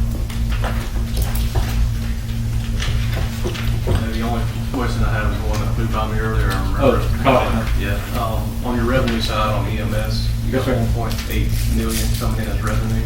We have actually, we made that adjustment over here with Ken. 1.4 is what is budgeted and requested. We project 1.8. With Medicare, Medicaid changes, Blue Cross Blue Shield, we've been consistently running 1.8. We did last year, we look to do it this year. Until we get a guaranteed path, and we're looking at changes with Medicaid, Medicare, so I don't want to throw that in there. You create a budget on it. and then we're short funds. So I ran the numbers on it yesterday, and I think through this year, we were gonna come just a little under if the projection stayed the same each month that I'll. yeah, Right. and different months, you look at different portions of the year. That's like through our office, on an average week, I collect 14 to 20 in cash. This week, I was at 30 in cash. So that's just in cash. That's not your regular bills that come in constantly. So different months show different amounts throughout the year that insurance pays. So it's. So you're projecting on 1.8? I'll project it one. Yes, sir. We're budgeting 1.45. Okay. So yes, sir. Any other questions? Any other questions from the board? Nope, thank you, Chief. All right. Thank you for support, Commissioners. All right, we welcome up next Charles Thomas. He's the president of the Tourist Development Council, and he'll give us good news on that subsidiary board. Thank you, Mr. Chairman. I would think most of y'all are probably familiar with how the TDC raises its income and its effect with the county budget. So I just thought I'd touch on that for a second. The tourist development funds are raised by a 3% tax on the hotel use. 1% of that, of course, the county put into operation several years ago for the improvements to the Coliseum, and that has now been put into, I believe it's being carried in a county capital improvements fund for appropriate expenditures for tourism expansion. The actual TDC council actually not controls, but facilitates the expenditure of 2% of the tax. The tax comes in, and then it is spent based upon operations for our administration, operations for grants, and operations for tourism advertising. The funds do not affect the county's budget except for the fact that the money comes in, is kept separate, and then is spent and then goes out. Of course, the county commissioners are responsible for the money because they are the ones that levied the tax. The TDC council receives it, been making distribution of it, and it's all reported to the county commissioners. All the payments are approved and paid through the county. And while I'm on that part, I might mention that one of the things that I try to ensure is that we have a QuickBooks, a lady that comes in and does our financial records and everything. And so what we've struggled with over several years is that, you know, when you collect sales tax, it's about 3 months before you actually receive it. And several of the members of the commission is served on the Tourist Development Council, and so they're familiar kind of with what we're talking about. But it takes a little delay from the time the tax is paid until it gets to the tax collector's office and then remitted. So there's a lag time, and sometimes there's things that's hard to balance. But for the last year or so, I want to give Nina and Ken, our TDC records match the county's records. That's been real pleasurable to be able to present a financial report where you can truly reconcile what's going on and where the funds are. So really, I take my job really is the real aspect of it is to ensure that the money's there, that it's properly spent, and you don't spend more than you get. And it has really been facilitated in the last year or so by the, not just cooperation, but I think the additional emphasis that your folks have done to try to make sure that our budget is clear and easy to understand. And I thank you. So basically, the amount that's been taken in the past year is approximately $135,000. in those amounts for grants that would go to the different organizations. In other words, we do money for the Blueberry Festival. I'm sure you don't want to hear all of these things, but just to give you an example, the Blueberry Festival, events at the Spirit of the Suwannee, Christmas on the Square. So the funds are supposed to be spent for these two things. One, to bring people into the community to spend the night and to spend money within the area. And also, and that's considered 2 or 3 day events. And also to bring people into the community for one day that spends money within your community. That qualifies for being done. So both of those things are, we use those issues in when we make these decisions. Every grant request is not approved, and a lot of them are reduced, and we stay within the budget. Would you have any further questions? Thank you, Mr. Thomas. Are there any questions of Mr. Thomas about the Tourist Development Council? No? Any closing thoughts? No? No, sir. Well, just the fact that as time evolves and things goes along, we're looking at making, every so often you need to update your plan and present it to the county commissioners. It's a joint project, but somebody has to do it. The commissioners don't want to do everything. So we're looking at developing a new plan. Ours has really gotten out of date. And to show you really what the vision for that the TDC and the community leaders might have to promote tourism in the county. So we will be presenting that. It's in the process of trying to get it put together to give you another idea of really what the council is doing and what they'd like to do in the future in doing that, and mainly to keep you informed and knowing what's happening with the money that you've approved to be collected. Thank you, Mr. Thomas. As our community grows, we know that you'll take a more active role Right. in Suwannee County through the years, so we appreciate your efforts there. Right. Thank you. Thank you. All right, moving on to the State's Attorney's Office. We've got Mr. Sigmeister to send his representative, Ms. Baker. Thank you for your attendance. Good morning, Commissioners.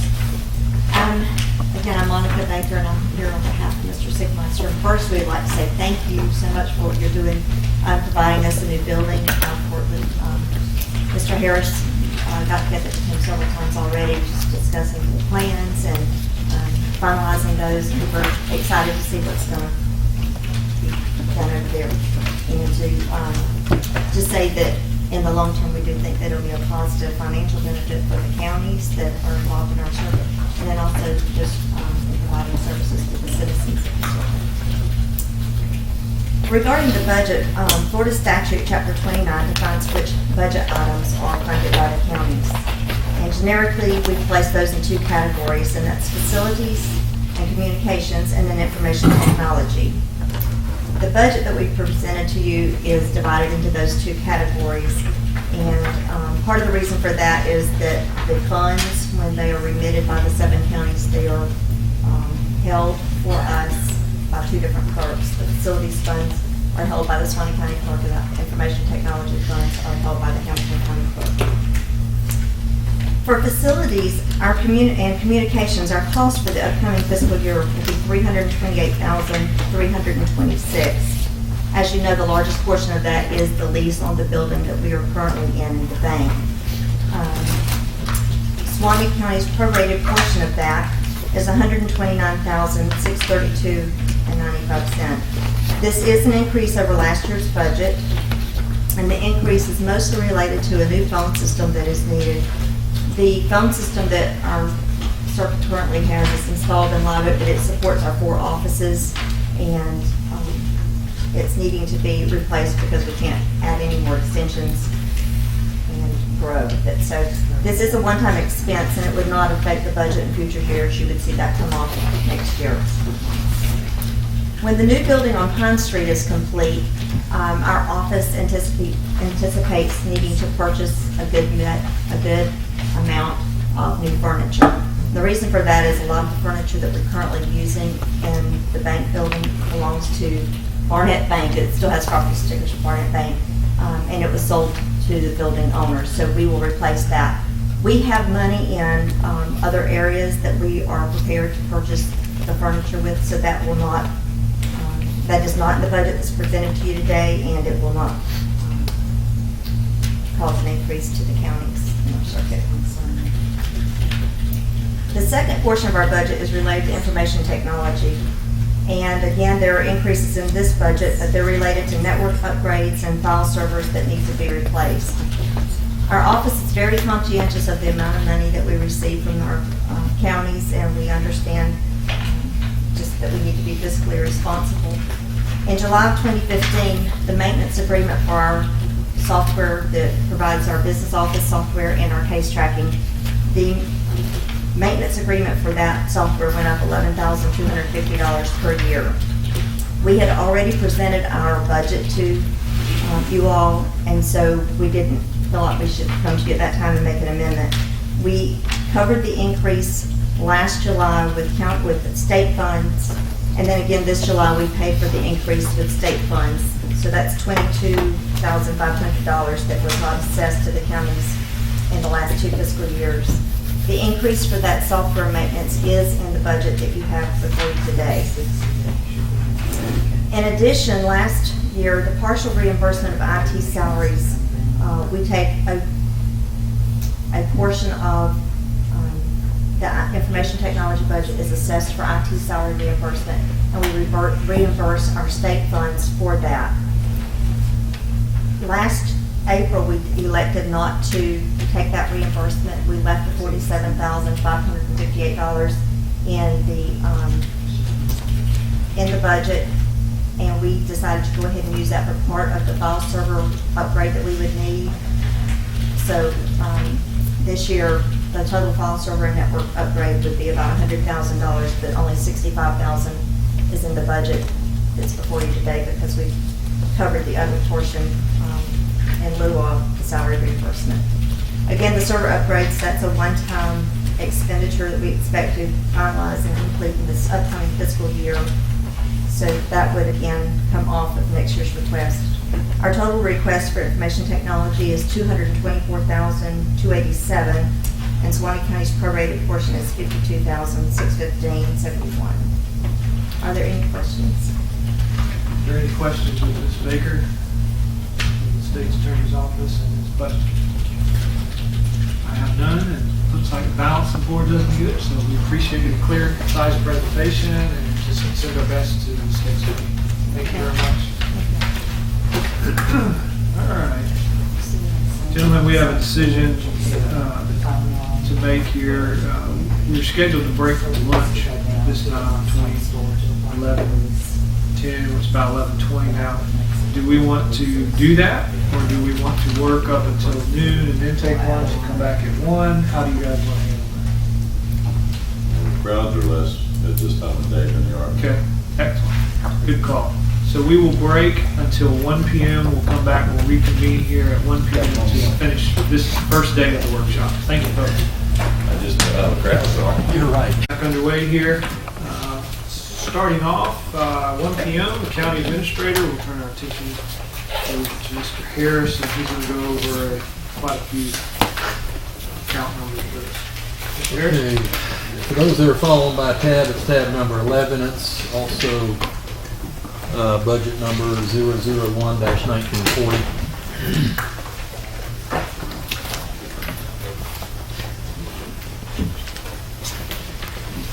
County administrator budget, and I'll just defer and let you ask questions if you have any on this one. This is probably one of the smaller budgets.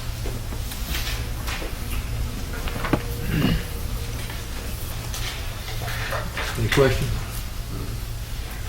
See a 4% reduction, that's good.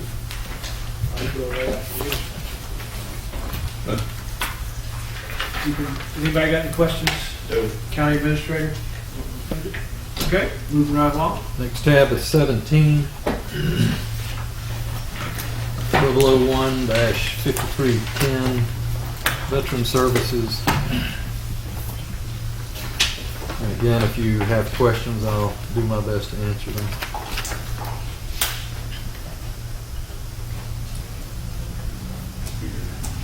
Looks good. Anybody got any questions on that? Move right along. Next is tab number 5. Board of County Commissioners, which is 001-1110.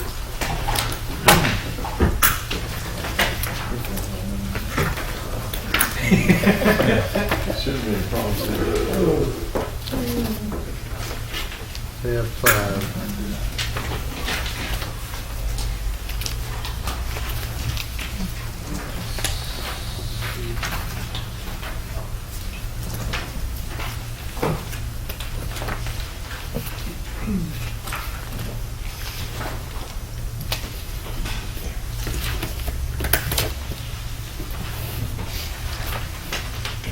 Any questions on our budget?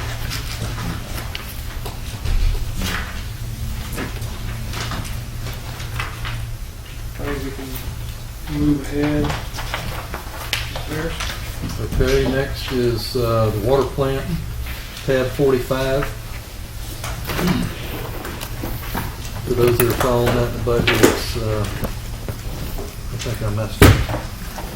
Give me a second, I'll tell you what that is. It is tab 45 though.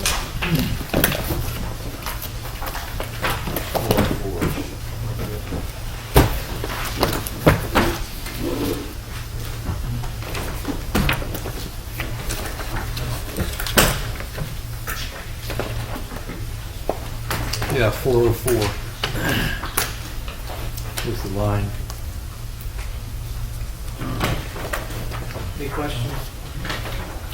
Pretty self-explanatory. I'm just going to make a quick comment. Commissioners will be coming to you with a proposed rate that's the product of our membership with Florida Rural Water. I think it's $100, $125, I think is what we pay, but we get a rate study through them that would otherwise, we'd have to pay a consultant somewhere between probably $7,000, $8,000, $10,000 to produce for us. So we're going to come to you with proposed rates. We will ultimately have to reconcile those with the rates that were in the development agreement with Klausner, since that's our only customer. We do plan to have a appreciation schedule that was worked into those rates as well. I met with them. But now that we are at a point where we believe things are fairly stable on the Klausner property and on our system, now that we've got all our certifications, the plan is to start charging them for water. So we need this supporting data that will come to you, the result of an actual study. Do you remember how we came up with the original, the number that's in the agreement? I can't remember offhand. Klausner came up with that number. They simply, we had some numbers in there. But it did. But if I remember right, when we did some checking, that number was way over what it normally. They've got a not to exceed number in there. Okay, maybe that's where it came from. Is that to charge them for the amount of water? That's to charge them water. for water. Yeah. Right. We're gonna do it based on like how the city charges. That's what I mean. We've got some. It'll be based on consumption. Yeah, it wasn't just a shot in the dark. I think we looked at some other Lake City, I think. Well, what we did in our permit application, we had to have a basis. Right. That was submitted with our permit application, and we used Lake City's numbers at the time, with the understanding that we would actually undertake a study before we started charging. So, in this particular case, I talked with Florida Rural Water, and like I said, for $125 membership, they do the rate study for you. not to get ahead of the cart now, isn't that where we will serve as the Public Service Commission, basically? We'll have another hat to wear? You serve as a board, that's correct. Right. Yeah, utility board, Utility board. that's right. All right. All right, anything further? Moving on. Public Works. 37, tab 37.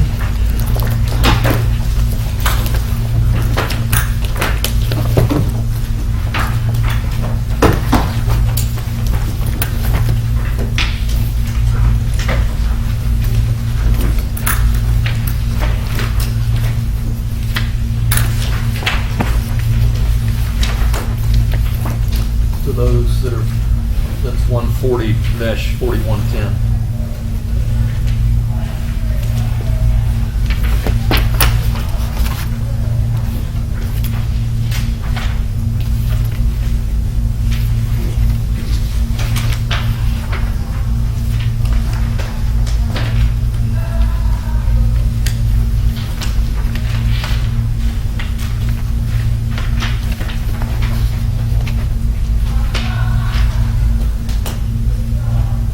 Any questions on the proposed budget? Concerns? Just make a comment, it's not really about the budget, it's a question to y'all. I've noticed on our road trimming that now we're going back on some of the roads that we've done recently, maybe in the last year or two. But, I know we did away with our spraying. Didn't know if maybe something we want to revisit and see if going back and spraying some of those rather than going back and cutting them a year or two later. Yeah. Yeah, you cut them and then probably early spring go out and spray You some of that. get that new growth coming back, time to go back and do some road spraying. Not necessarily on all our roads, but some of our dirt roads are real tight. Well, since you brought that up, let me ask this, and see, I mean, I don't have any idea of the cost factor, or even the feasibility or probability of it.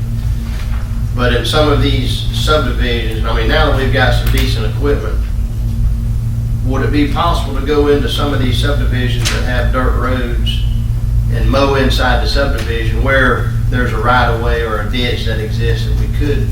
Because you get, I mean, the dog field and stuff grew up so much, everybody comes out to a stop sign, you gotta pull out into the dirt road to look around the weeds and stuff. Now, the motor graders in the past have tried to keep it pushed down, but at least not all the, not main county roads, but just where there's subdivisions, like ranchettes or something like that. If you got a place that you can mow, is that something that we could think about?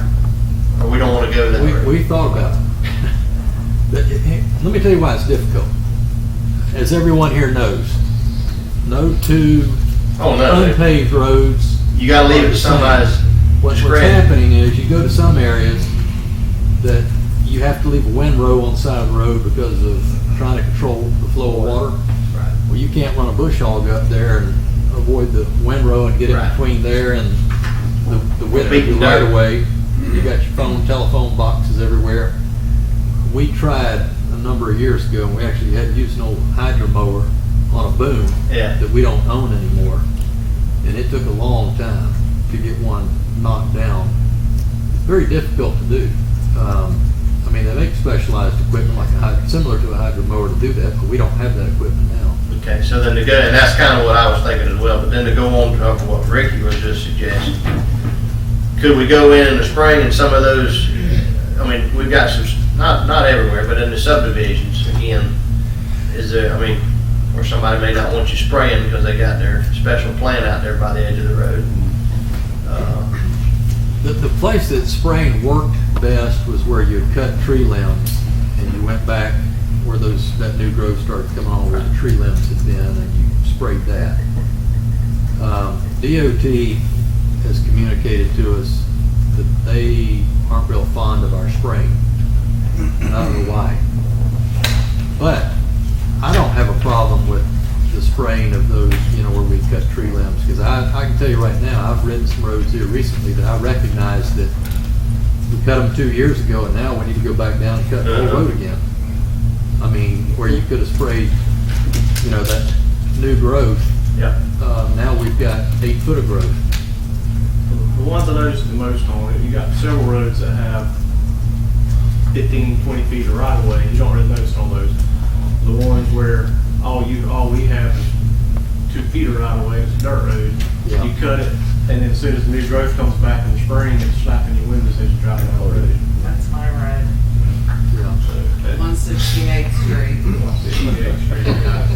And 185th. Plus all of the vines and stuff. I think somebody's supposed to write that down. We can, I will tell you that right now, we've got one man, one machine. We run a bare bones operation. You know, if you want to, I can put somebody on and pay them overtime, let them work on Friday, have some designated, certified someone to run around and spray. And we can try that, and it will be helpful. I mean, clearly, it's going to be helpful. I could be wrong, I might be putting her on the spot, but I believe we offer right-of-way. Catherine, does the right-of-way spraying, is that offered to extension? No, just core? Oh, you mean the testing? Uh-huh. I'd have to check probably. I thought it was. I mean, For the certification. Certification, yeah. We do whatever it takes, you know, where we have to send somebody to get them certified, we can do that. But I'm a big fan of spraying. There was a problem, let me just tell you, a couple of years ago, 2 or 3 years ago, someone did some spraying that, I think we'd actually contracted that, didn't we? And made a mess. Yeah, they went down on the state road. Yeah, I think they got on the state road, made a big old mess, and it wasn't our issue, but in any event, it became an issue. But having said that, we can get back into spraying and find a place to get somebody certified and send them out there on a Friday and let them do some spraying. And it will certainly help. There's no question. Tim, while we're on this spraying, and I look at our roads, and I've been in all the districts, and I see that grass is grown up. I know we're in the budget we're talking about, but I feel like too that we need to do something concerning the grass. Maybe some overtime, or maybe hiring some more personnel. I've got people that would love to work overtime, but we haven't done that. Since the rain have came? Yeah, here's what's happened. We make an incredible amount of progress with the equipment that we're using today compared to what we used to have. I mean, they're making more rounds, they can get around this county a lot faster. I mean, they're making things happen. But unfortunately, when it starts raining Miracle Grow, and that's the only thing that rains around here, it jumps up everywhere like right now. So I think they're making, I'm going on memory, so please don't quote me on this, but I'm thinking that we made 2.5 rounds a year before, and now we're up to probably close to 4 rounds a year now with the equipment that we're using. I talked to them recently about it. I just don't remember the exact number, but we are definitely making a lot more progress on that than we were before because of the equipment that we're using. And we're able to mow areas that we couldn't before because of this equipment. So it's making a big difference, but you know, we can get out there. Some of these guys don't mind working that overtime. They'd love to work overtime if we let them do it. And if the board is okay with that, I'll cut them loose. I would like to see some, you know, I know we're speaking about the spraying, which do make a lot of sense, you know, old growth and everything, but that mowing, I feel like it's critical. I was coming down the road the other day and I saw it, and I know it had been mowed. Yeah. But it's up like that. I want to get out there. I noticed that in the herbicide line item, there's 5,000. I think we've got projected $27. So is $5,000 enough to buy herbicide to do these areas that we're talking about? Right now, I wouldn't budget any more than that. If I run into an issue, I'll say so. You know, I think we had it budgeted before, we were contracting it out, and we were budgeting around $40,000. But I believe that If we can get We somebody. get somebody certified, Yeah. and get a sprayer. G. Cooney certified. We do offer this certificate. Tell you what, he's actually our road construction inspector now. They can spray while they're looking. Doing a great job. Get it. The, Usually those roads are already cut back far Yeah. enough when he's there. I think if we got, do we have a sprayer? I don't know if we still have a sprayer or not, but I think 5 we- gallons is sufficient for chemical, but I don't know about the stuff. We don't have one. Do some in-house on the way, I mean. we'll figure it out. We'll come Yeah. up with a plan. Mr. Harris, I noticed tractor leases have reduced about 56%, and I think that lease was 4 years. And I know we haven't had them 4 years, so I was just wondering why that was. Did Ring Power reduce our rate or something? I don't see that happening.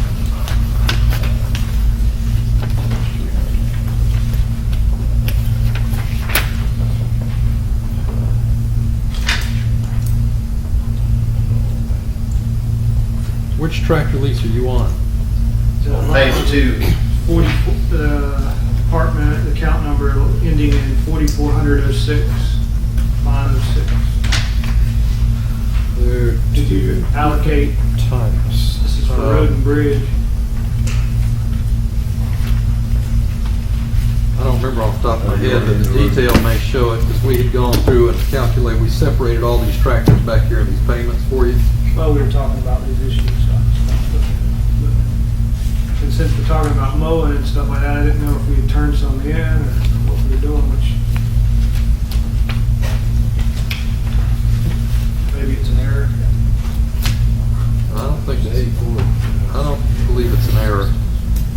It says see note, add language to tractor lease. Because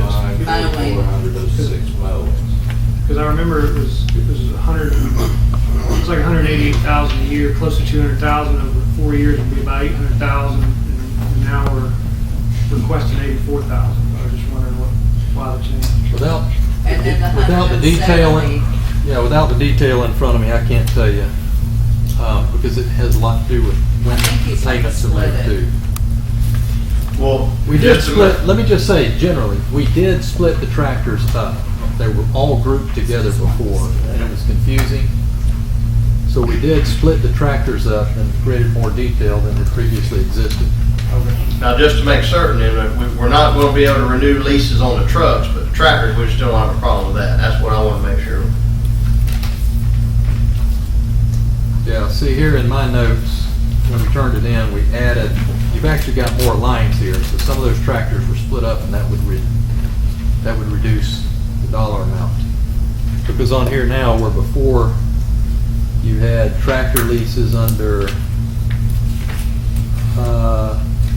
one line, you had 06 was the line.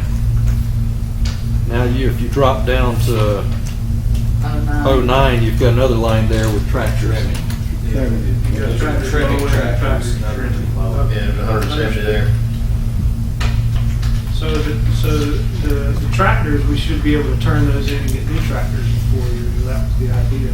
Yeah, and we'll come back, we'll probably come back with the same recommendation on the sheriff's contract and continuing that program. All right, well, I guess we were at Public Works, so I guess we can go back there. I was just asking questions along the lines that you guys were talking about mowing and spraying and stuff like that.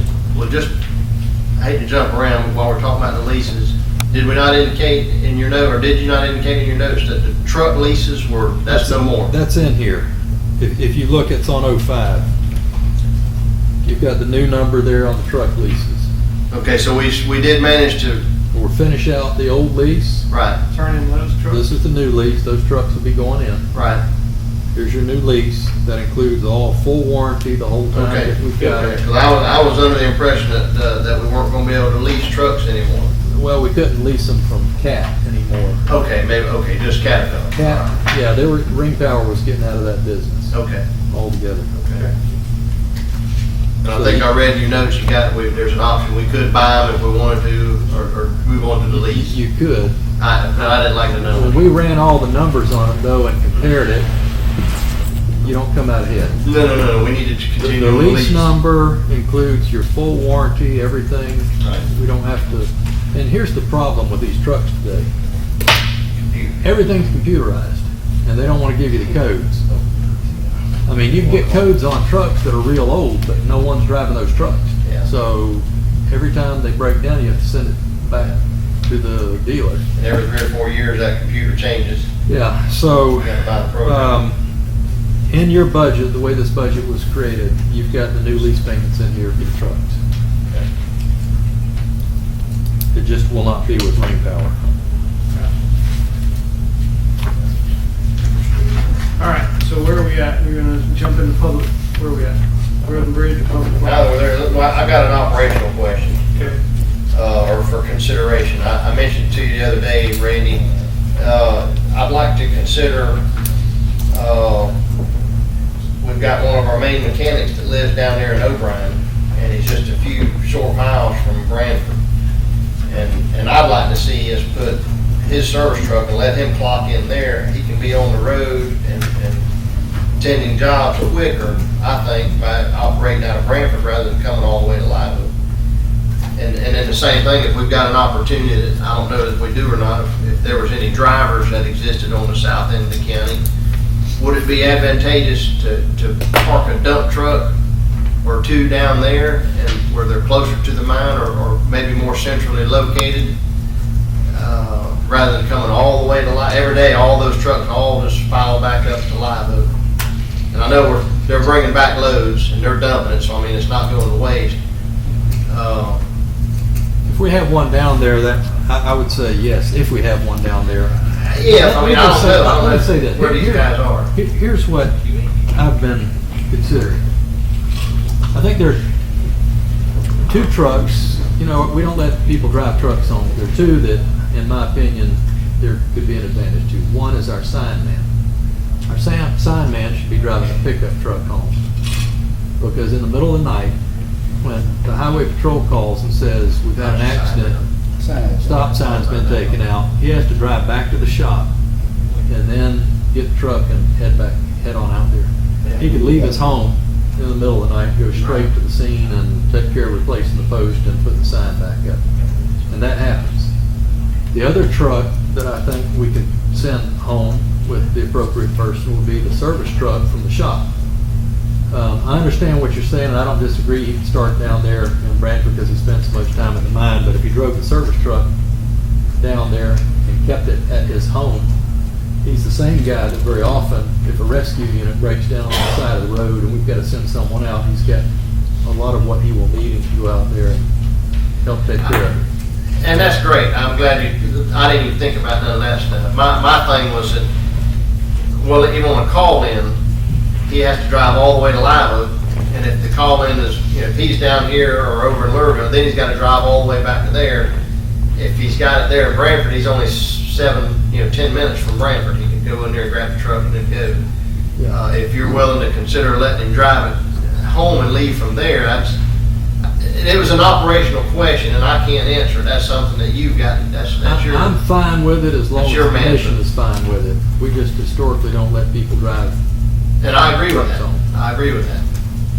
But those are 2 that I think there would be a benefit in us considering doing that.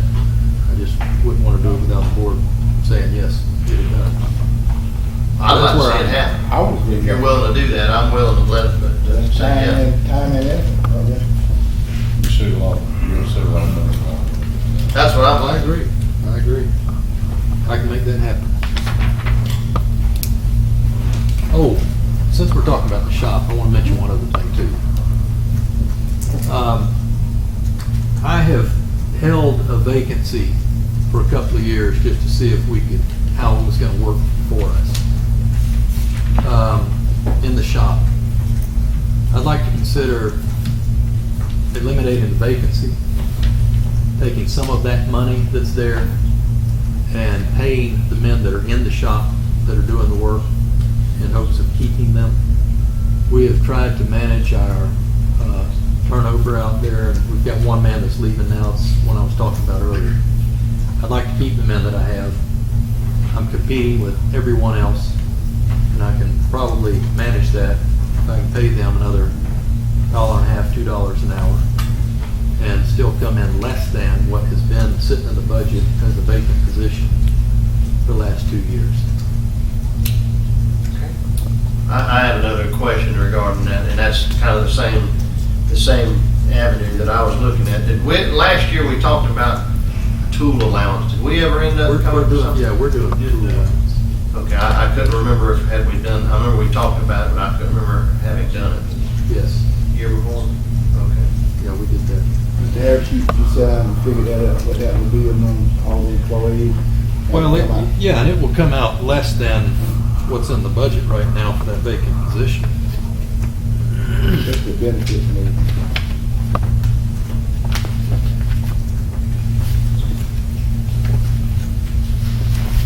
Find my sheets here.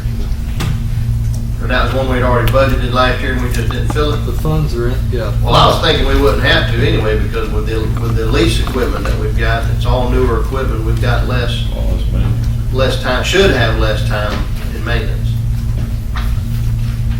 between the trucks and the tractors and mowers.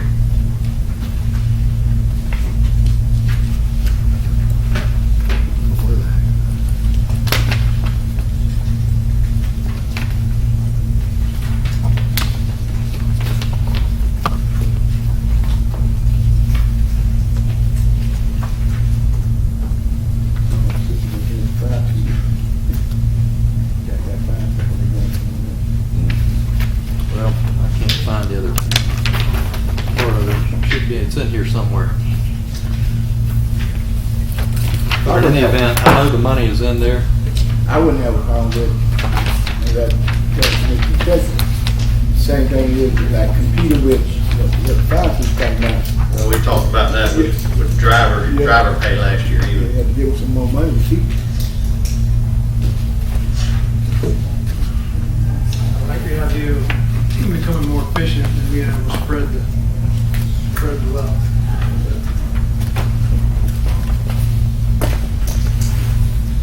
I'm okay with that. So, You don't have to find it all the time. all right.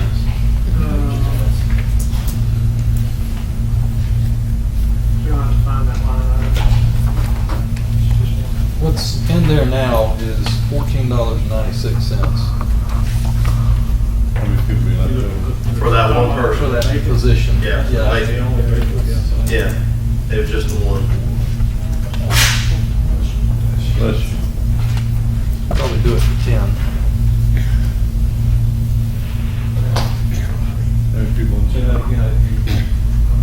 Probably Spread it out amongst the other ones that are there and come out with 10 instead of 14, so it'd be less. Five out there. That'd be $2.99 a piece, but if you did incrementally all at once, you could work your way to do that. I should probably go $2 a piece. That's $10. I just looked, and I had been looking at some of the wages on these mechanics around, especially certified mechanics. We can do a whole lot better. We need, excuse me, let me rephrase that. We need to do a lot better than what we're doing because there's some out there we're not being competitive in that arena. I mean, I don't want to be on the top, but I certainly don't want to be on the bottom of the stack either.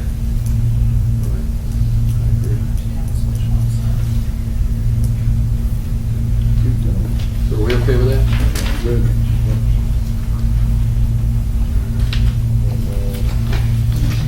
anything further?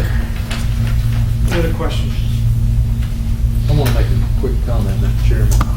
Sure. In this budget, we went ahead and put $104,000 for repairs that CSX made to crossings that we did not request, that they were so gracious to bill us for after they went out and did it on their own. So that we haven't made any progress. It's on page 4. We've got $105,000 in it. Well, we just haven't paid them. That's the progress that we've made. And I made it very clear. Like I said, I think I expressed all of your sentiments at the time that I had a conversation with them. So I want this money to be there in case force is another, in case they force our hand. Now, how are they gonna force our hand? Let me just tell you. Down here. Another thing that I need to discuss with you that is not in this budget, $775,000 is the price that I just received last week from CSX for the work that will occur in their right-of-way that they will perform that's associated with the rail spur. I know that some of our grants cannot be used to cover that expense. I know specifically there are two sources that we cannot use for that expense. The third one, at this time, I'm believing can be used for that expense because it was stated that it was to be used for rail improvements at the time that we obtained the grant. So, I don't know for sure how this is going to pan out, but I think that when we get to the end of our entire processes here and we're looking at your option list and everything else like we always do at the end, I want to keep this $775,000 on the radar screen in case we need to set some money aside to ensure that we can cover that expense if we have to. I've done my best to ensure that all of that's being paid for with grants, and that's my hope. But I cannot guarantee that. Good. Question? And just to give you a quick update, the CDBG, we're supposed to be receiving a contract soon that will start a calendar where a large number of things have to occur over a 60-day time frame. So hopefully those funds are going to be coming through as well.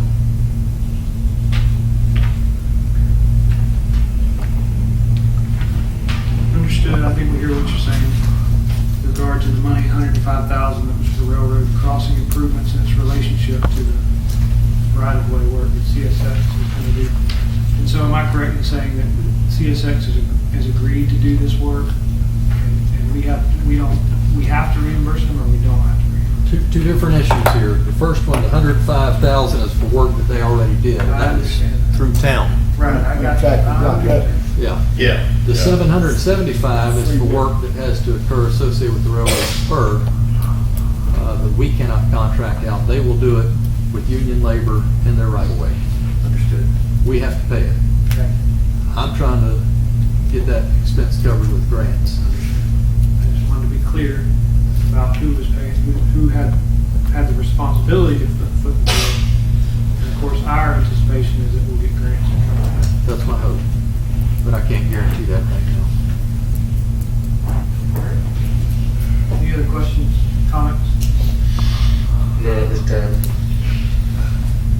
Where are we at here? Where do you want to go now? Terrace Road and Bridge, or we're still in Public Works? If you're finished with 4110, then we can go to, there isn't a lot to talk about. Well, we could go to 38 if you want to. That's Road and Bridge, 38.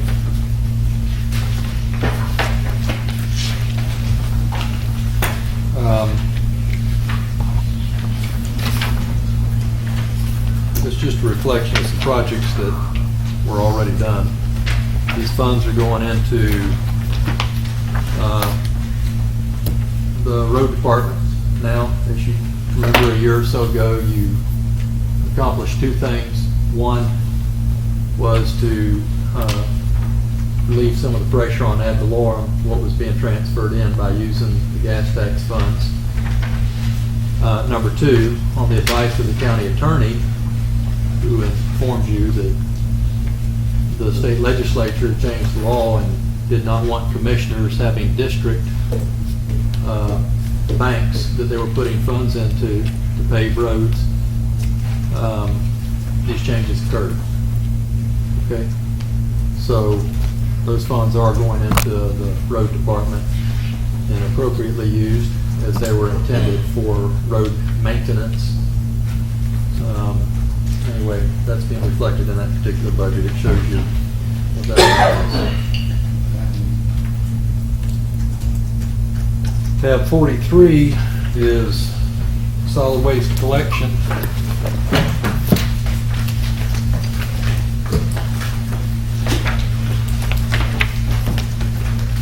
That's 402-3410.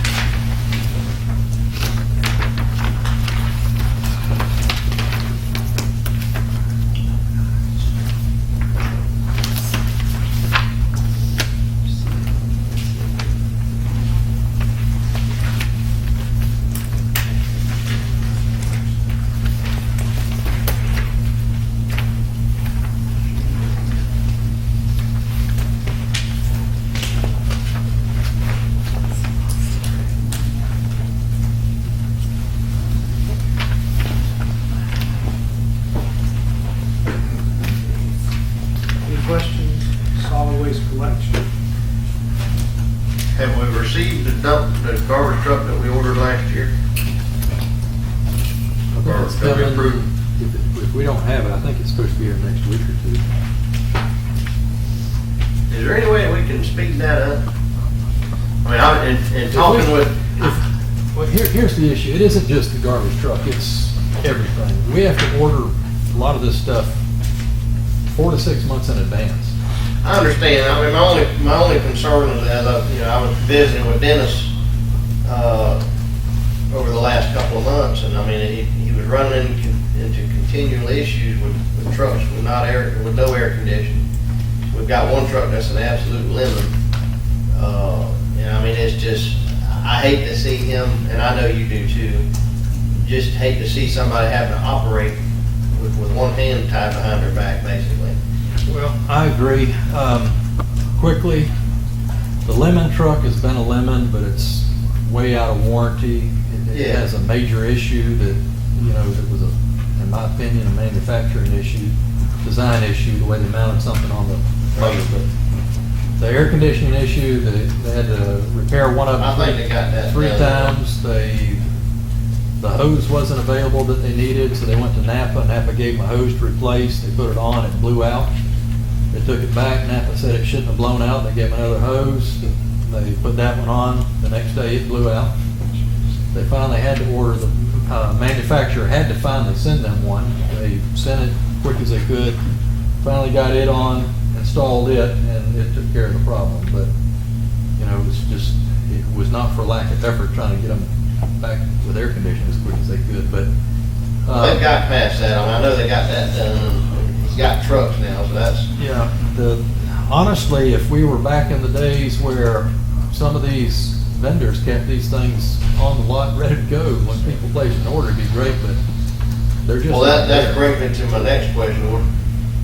I mean, I know that we're covering everything now. There's, and Dennis is not, I mean, I didn't tell Dennis that I was even gonna ask this, but I'm gonna ask, is there any way, since it's taken so long to get a truck, is there the possibility of going ahead and doing something with that lemon, auction it off, whatever, and go ahead and order another one that we'll get maybe at the end of next year? Yeah, that truck, I just I know have you no know. idea of knowing how, I can't even speculate on what kind of money we might be able to get out of that truck, because it is a problem truck.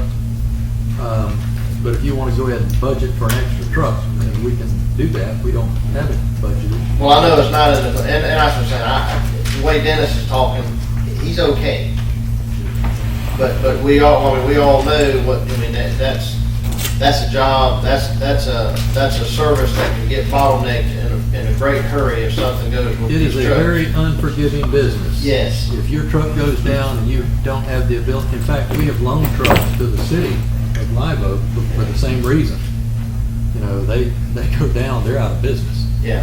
And we're the same way. You go down, you're out of business. So, if we ordered another truck, I'd be thrilled if we had another truck sitting around. Other trucks, we always keep the older trucks and we hold on to them. Well, I mean, if you for think that backup. we're okay, I'm okay with that. It's just something was on my mind as we're moving into this. It isn't something that we have resolved, because unfortunately, that lemon truck should have lasted us a lot longer. Yeah. And it would have been a newer backup truck. Right. But with because of the type of problem that it has, it is not going to serve us as a backup. No, that's my point. We don't really, that's something that I wouldn't rely on for a backup. That's all I was getting at is, would we at this point in time be prudent to consider putting a truck in the budget? I mean, if it's gonna take us 6, 8, 10 months to get it, I mean. I can get you the numbers on a new truck, and we can have that conversation. I will tell you that we've got $90,000 in here in another grant, Small Counties Grant Program. It's in that same section, just go to your last, or just about last page, 3 pages from the rear of that section in the book. Machinery and equipment, we're showing $90,000. Our thought was to take that 90 and hold on to it through next year and then add the next year's 90 to it to buy an extra knuckle boom truck. Yeah. Because we have similar issues with knuckle boom trucks. When they go down, we're in big trouble. And we thought that we had a backup for that, and it's in constant use. So that's what we were attempting to do there, was the very thing that you're talking about trying to achieve with a regular garbage truck. Now, let me just say this. On this collection or disposal budget, we're going to be talking about something that will has the ability to affect the collection sites. I'm going to give you information. You do with it what you want to, okay? But it has to do with the extended hours. If we go forward over the next couple of years and do some type of transition and go with these compactor units. Compactor units will eliminate this, 16 and 18 and 28-yard dumpsters out there with open tops and trash everywhere every Monday morning. Compactor units are enclosed. They've got a hopper that compacts. Everything's locked up. If we do that, we will begin relying less on the front load truck, which is what you're talking about, because that will require a roll-off truck. Yeah, I'm good with all that. Roll-off trucks are less expensive because there's a lot less equipment involved. We will still have some front-load trucks because of our commercial accounts, though. Yeah, but if we can, if you relieve 80% of the pressure on them, then you're fine.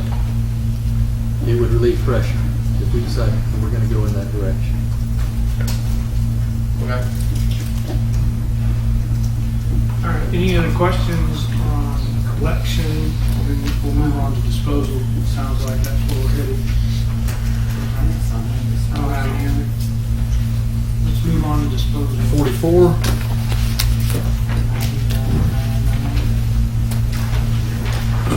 You can go ahead and walk us through some highlights, and then we'll ask some questions.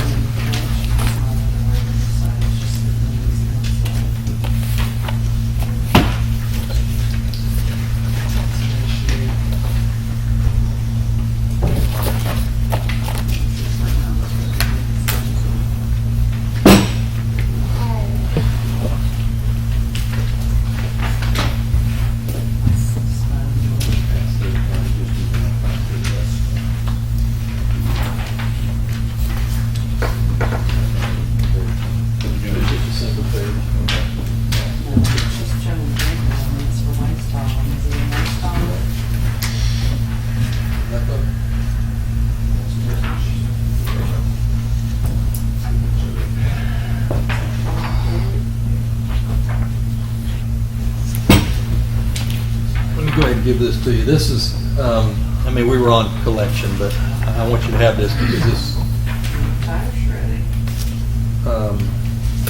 we should have talked about it before we went to this page, but we had said before that we would talk about this issue of the collection sites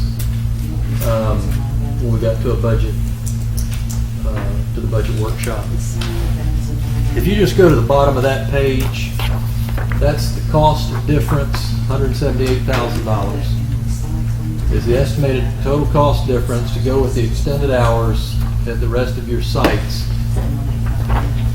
So that's not closing any of the existing sites. That's retrofitting all the 14. This is only dealing with extended hours at the balance of our sites that don't currently have extended hours today. Okay. Has Has nothing to do with retrofitting or relocating. This is just the labor Any of aspect. those other conversations. This is salary and benefits. That's it. That's correct. And finance, payroll, Keith worked on that for us. Did, we leave on the part-time, 30-hour positions? Hiring more people, keeping them all as casuals, keeping our costs down, extending the hours. What, 55 hours? Right. It's going from 28 hours to 55 hours. Explain The top part of this is what we currently do. correct, current labor at 185. Yeah. Proposed change 363, what, tell me the difference between that and the budget impact of 178. Well, if you go to the section above where it says 185. Yes. Oh, okay, And you I'm add sorry. your bottom line of That's the 178, it difference. comes up to 360. It's just showing you the total cost to that budget is 363, but the net increase to go with extended hours is 178,501. It's just putting 12 more sites online. It's actually 11. It's actually 11. We've got one that I'm not recommending changing. It's the one closest to our office over here on Gold Kiss. Gold Kiss, yeah.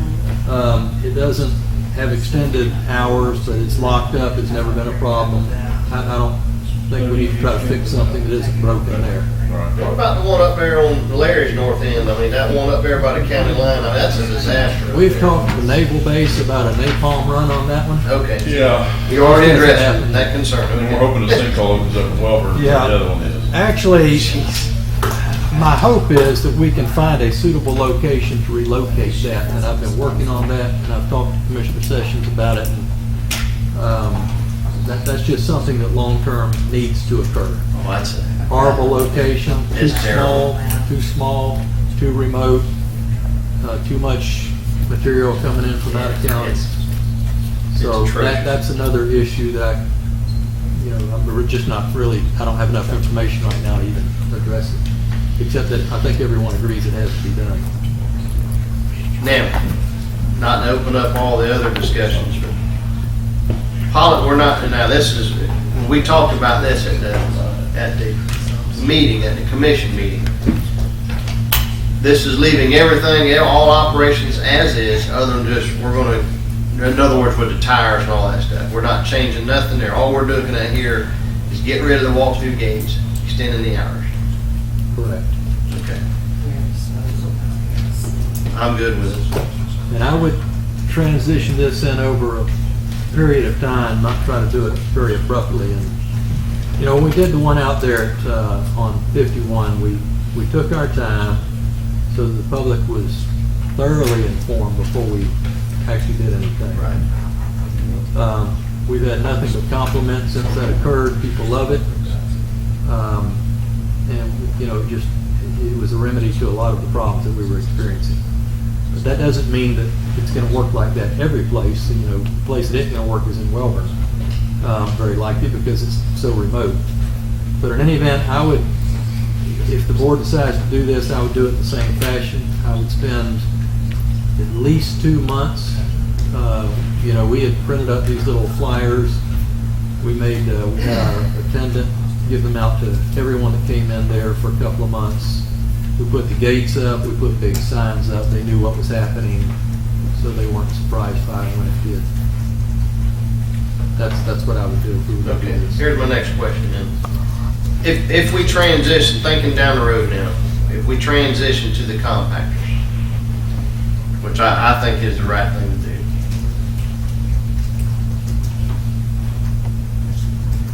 will that process in itself affect these staffing levels? And if so, if it means we're gonna, we gotta make sure that we're willing to let people go. It won't affect this at all. Okay, I'm just saying, if it does, and you're wanting to talk about cutting back staff, and I don't want nobody to have no heartburn down the road if that comes about. No, it won't affect these people at all. Unless I'm wrong, this is a step you would have to take to install. To get to that. Well, that's what I was thinking too, but I want to make sure I wasn't missing something. No. Okay. No, it wouldn't affect them at all. Now, over time, the potential exists that over time, if we had all compactor units and all these collection sites, that it's going to reduce the demand for operators of front load trucks, okay? So that potential exists, but I would just deal with that through attrition, you know, people. But we need drivers all the time for something else, so that's not an issue. Yeah, and there's a way to deal with that. Yes. Without hurting anyone. Okay.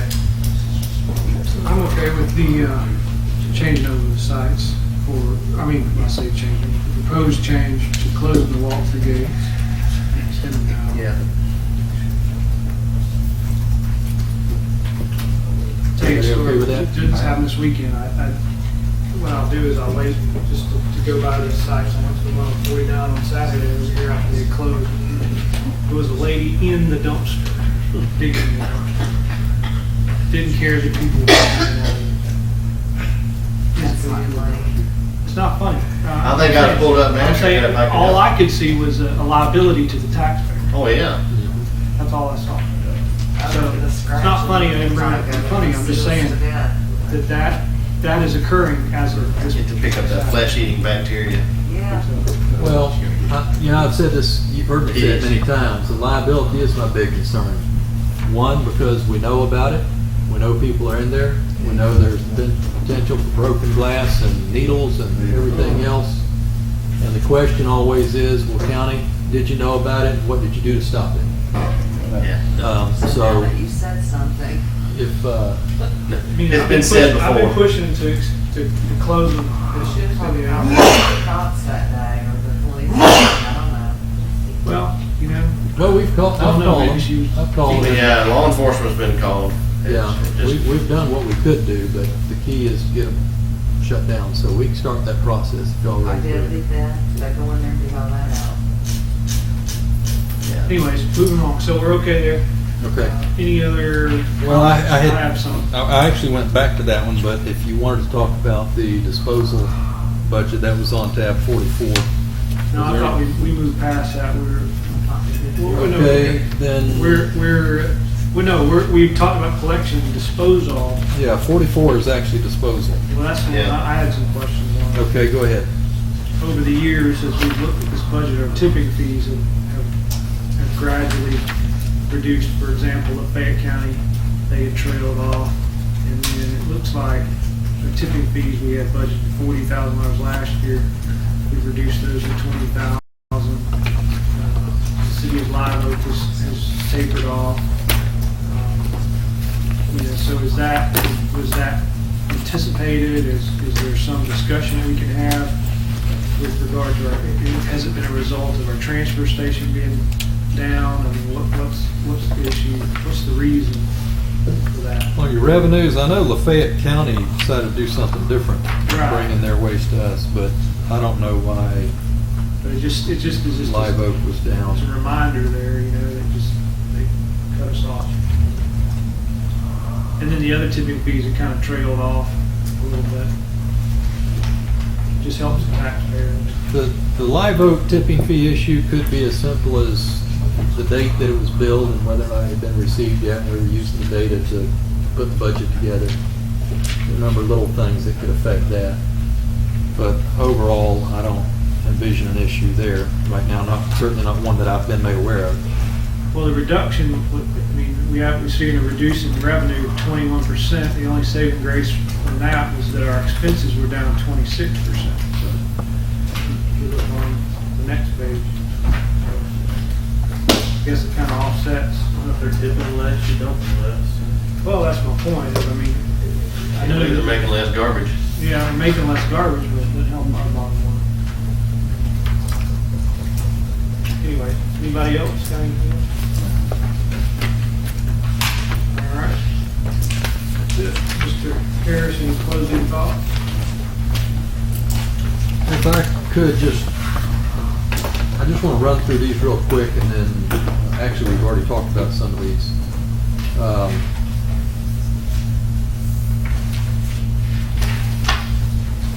Two items I had on a list here that I wanted to just briefly mention. One was code enforcement. We've got a magistrate now. Does the board want to consider? Years ago, you had a code enforcement officer. I don't know if that's the way to go, but if you want to rely on, Patrick has a full plate. If Ronald can handle that, then we'll see how many cases we end up with before our magistrate. I'm going to say something that all of you already know, and I'm going to say it so that you don't have to. What's fixing to happen with code enforcement, since we have a magistrate, is that I think you get a pretty good percentage of people who agree with you if they're agreeing of a particular property that needs to be cleaned up. But very often you're going to have property owners that want to call you and politicize the issue and have their county commissioner intercede on their behalf because they don't want to clean their garbage up and they want to continue to disrupt the entire neighborhood. And the neighborhood's going to be calling you. And the person that is stirring the trouble up is going to be calling you. And I just encourage you to consider how you're going to wrestle with that issue, because your magistrate, as I understand it, is just about prepared to get started. And everyone here has seen cases that we agree need to be cleaned up. But don't be surprised if your phone starts ringing when the person that's been cited doesn't like it. Okay, you don't want to have a code enforcement officer, and I'm fine with that. I wasn't recommending it, but I want to mention it. Employee certifications and licenses. And I'm talking about something other than fire, which we spoke on briefly earlier. But you have some employees who, I'm going to give you a few examples, and there are plenty of examples, and probably some of the other departments have their own examples as well. But you've got in your road department employees that have been with the county for a number of years that want to get a CDL so that they can apply for a truck driving job when a vacancy occurs. Or you've got those with CDLs that maybe need a tanker endorsement or something. And the question that keeps coming up is, will the commission pay for that? For them to go take the test, do whatever's needed to be done, and get reimbursed by the commission so that they can continue working for the county and do something different that they don't qualify to do now because of the license? That's a question. Discussion. I'm for it. I think that when you provide educational opportunities to your employees, it takes it from that it's a job to it becomes a career for them, gives them room for advancement. I just think if they're going to start paying for license, I don't want to train them for a job they're looking for somewhere else. But I don't know how we can address that. If this will be, we'll reimburse you after you pass it and work 6 months or work a year. But I don't know how you do that. If you reimburse them over a year's time, just give them so much per month, it might work. There needs to be some kind of stipulation that if they don't get the training, and of course, you'd have to take all their annual leave or whatever if they did decide to do that, to repay the county. But if they leave for a certain amount of time, they got to leave all the time. Right, they're going to pay it back. I'm in agreement with that. I firmly believe in allowing employees within the house to have the opportunity to advance themselves. I encourage it, actually. I think that's good. I think working out the reimbursement is a small detail. Staff, administrative Yeah, staff, we'll work on work out, brings facts and recommendations. All right. I believe that's all I have for you today so far. Thank you, Mr. Harris. All right, let's take a quick break before we get to the 911 addressing, and we'll come back. We'll reconvene here at 5 after 2. 5 after 2. Oh, I'm glad you know. Now to our 911 addressing and database manager, Miss Jennifer Payne. Welcome. How are you? Good.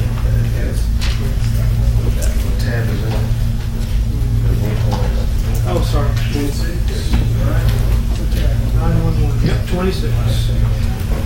I'm sorry I had to come and show this. y'all talk with me about Spurrier messing up with our coach. Well, he's back That's down. right, hold on a second, hold on, I gotta I get. apologize, I had to come and do this. But Spurrier's back down now. Yeah, Feel the Spurrier's back thing. away when we It's fight. appropriate, it's Now, I gotta tell appropriate. y'all a story. I go to the Suwannee Lafayette FFA and buy the chapter hall. I bought Lafayette County's chapter hall. And they invited me to dinner. So I go there. I went up there, put in my plaque, and I come this lady said, Mr. Frank, my daughter said that man is colorblind. He couldn't match his shoes. I said, no, teach your daughter there's more color than garnet and gold. I apologize for bothering you. Okay, comedy relief. We needed a break. Yep, no charge. Dinner is show, dinner is show. All right, turning our attention back after we were so graciously interrupted. Mrs. Payne, we are on tab 26, and that is account number 117. Take it away. Do y'all have any questions? Yeah, she's just asking if you have any questions. Oh, I did not know, so any questions of the board? I have none, Mr. Chairman. I have none. She's thrilled. She's thrilled. Well, thank you for your time today and the presentation. Why we can't use the 911 funds for our radios. That's really. What now? My radio. We wanna use some of that money that's stockpiled up there in Well, they're in your closet. talking about going to either a statewide or regional, hopefully regional, Colorado. Okay. And so we'll be using some. Yeah, then they'll seize it. And we'll get it. No, they won't, but we will be using some. Switch to that. Okay. Any other questions? None. Thank you very much. Have a great day. Next tab is 28, building part. 28. 28, we're going to tab 28. And we're going to welcome up our chief building official, Patrick. That's 119-2410. Good afternoon. Good afternoon. Y'all have any questions? Do you have any highlights? That's what I was gonna say. Nothing really, but truck for this week, for this year. You put that in the request. I did see that. Yeah, I saw it there for tomorrow. It's an appropriate request.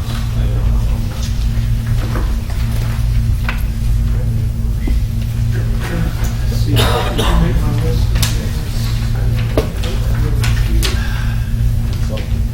All right, I don't have any other questions. The only one I have is about the budget, that new computer system, y'all like that? They're working good? Yeah, it works very well. There's something else I'd like to bring up on that. I did not put it in the budget. Our receiving program that goes through to finance, but Dustin says it's dying. And there's nobody to replace it, that exact program. So we're wanting to go ahead and appropriate those funds to add that to the program we got now. It's 8. We talked about this a week ago, week and a half ago. The budget had already been put together, and Patrick had talked to Dustin, and apparently we can't salvage this thing that's over there now being used, so we're going to have some software upgrade. How much is it, 8,000? It's 8,000. I just have a comment. Okay. If they do this, they need to come over and see what's working now, because it ties right to our general ledger and it separates fire, garbage, and permits. So this software needs to be able to do the same thing, or it'll mess up our general ledger. And the guy has been over before, and he said he could do that, but anytime they deal with finance, we're the last to know what's happened, and then we have to try to figure out where the numbers are, so. Well, we would get with your guy from Tallahassee was doing. With Mike Lawrence, okay, because I just want to make sure it flows smooth, because it's 3 different pots of money that are all restricted, that's working right now, but that was all. What's wrong with that, $8,000 requests. That's the initial fee, and then they're add on to my yearly maintenance on that. But it's not very long. It's about Am I right? So that would just be software, and then there'd be a maintenance fee for that thereafter. yes, sir. Any other questions for our building official? Hearing none. Thank you very much for what you do. Thank you. Next up, planning and zoning. We'll welcome up Mr. Ronald Meeks. Good afternoon, gentlemen. My proposed budget is very reflective of last year. We have not had any substantial changes in the proposed budget. And I can answer any questions that the board has, if you have any.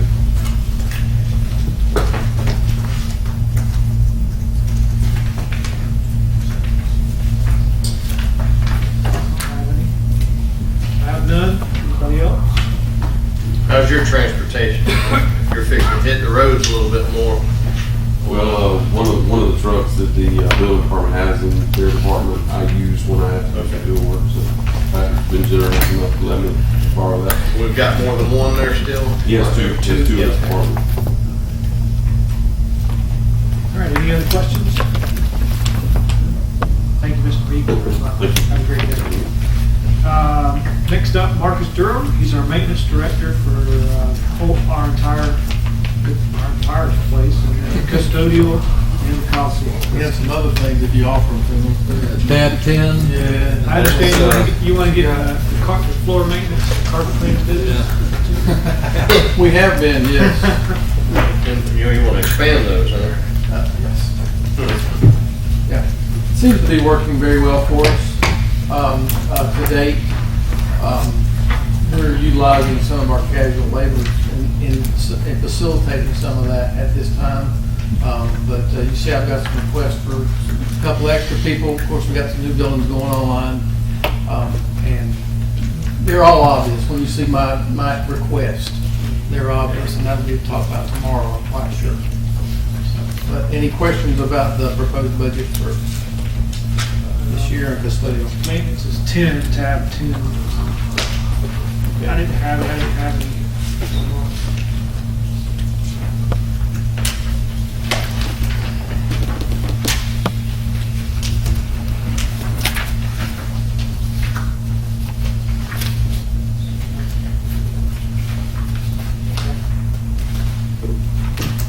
Increase. There is a slight increase on maintenance under vehicles repaired and maintenance. That's Fixing to ask you, what's happening there? Old.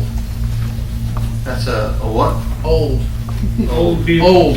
That's what's happening. $19,000 projected on your expense side there. Yeah, it's old. Actually, transmission in one that took 1,200 right there off the bat, and several other things, and we had a couple of body damage issues that had to be resolved, and the vehicles being old, it just comes right out of the repairs and maintenance line. There is no insurance dollars to cover it. But it's been a heavy year for damage on vehicle, not damage, but just maintenance, just stuff falling apart on it. And that's why I requested money for vehicles from Sarasota next year, hopefully to get us in some things that are a little bit newer than 25 and 26 years old. It's unacceptable. Now you're going to be able to work if you ain't got a vehicle. You're not sure it'll start up. All right. Any other questions? Thank you very much. Oh, let's go to custodial. Oh, no, custodial, sorry. Yeah. That's right. We skipped over custodial. I thought we were addressing all those. No, I looked at, let's look at Tab 9. Tab 9, you're saying?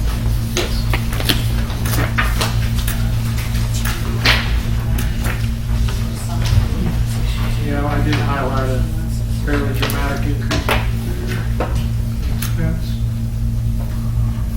Take it away.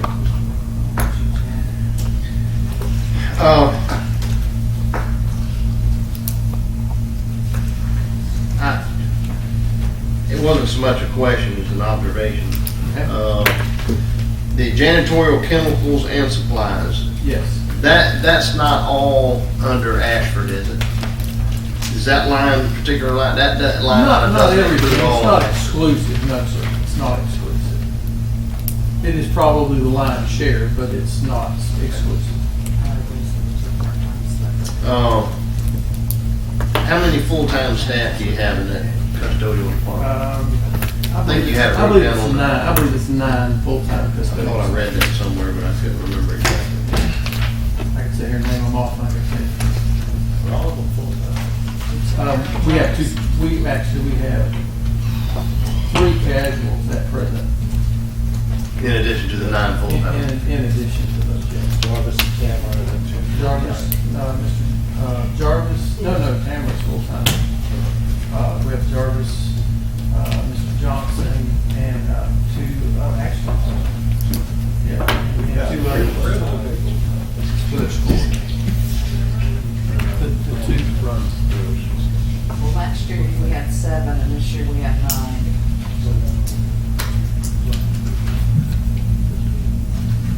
She's full-time, we're talking about So we went from 7 last year, full-time FTEs, now we're 9 FTEs this If year. Tamara and Jarvis are full-time, because you can see the budget went up 25% on the regular salary. Right, that's why I was asking about the Jarvis numbers is not here. full-time. Tamara is full-time. Jarvis is not. Both of them, it's down both spaces at 2,000 an hour. Well, a portion of the year, she was casual. And then we lost full-time employees and we filled those positions with some of our casual people. That's typically how it goes down, you're back to filling a casual position. But we haven't gained any full-time staff at all. We're at the same head count on full-time staff as we always have.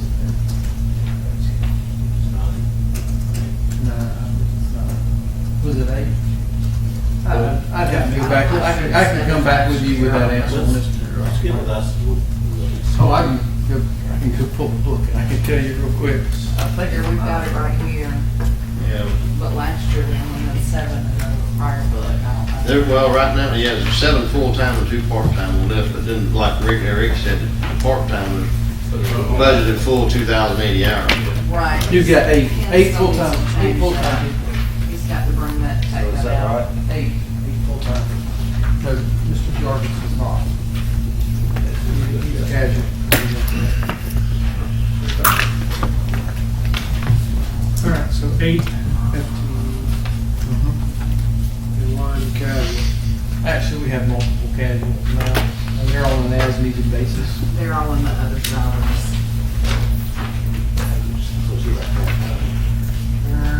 As needed. When we have someone out sick, we have someone who's called, taking vacation or whatever, that's how we utilize our casuals. Or if we have an excessive load, something happens, we need to bring somebody in to assist. So That's how Jarvis is completely out of regular salaries. completely out of every side, no benefits whatsoever.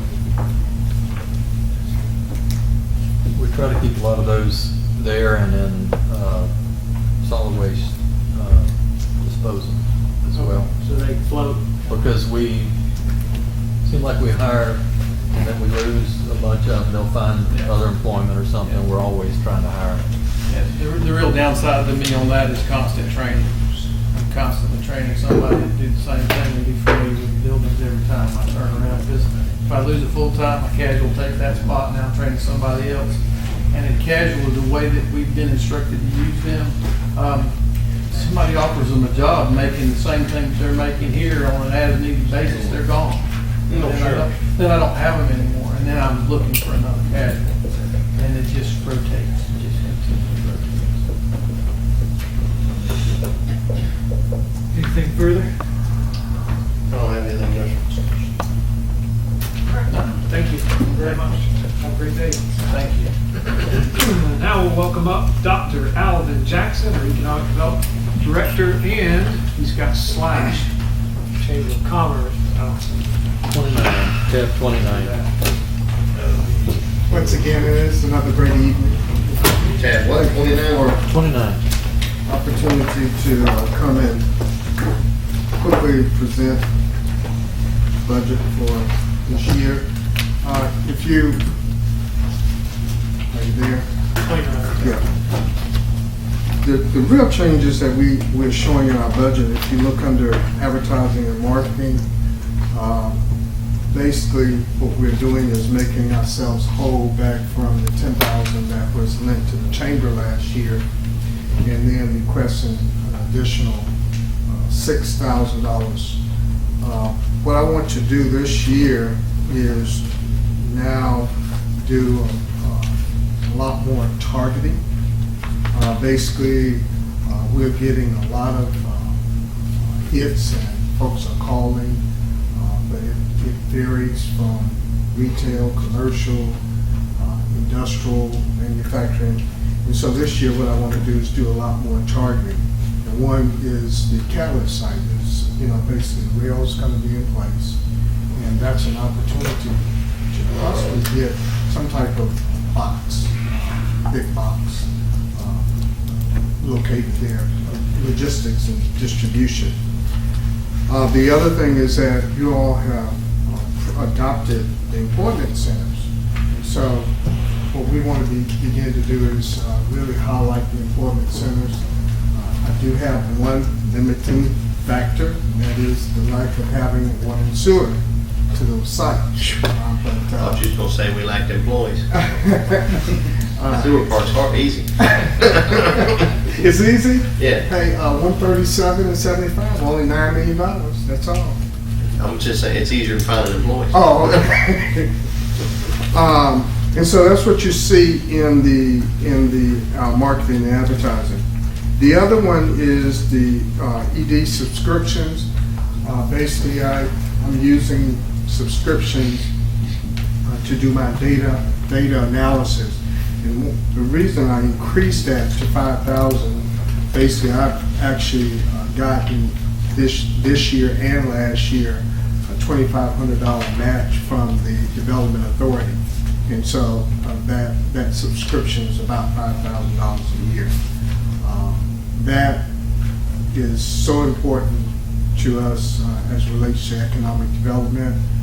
The data is fresh, it's current. We don't have to actually do that. Any questions?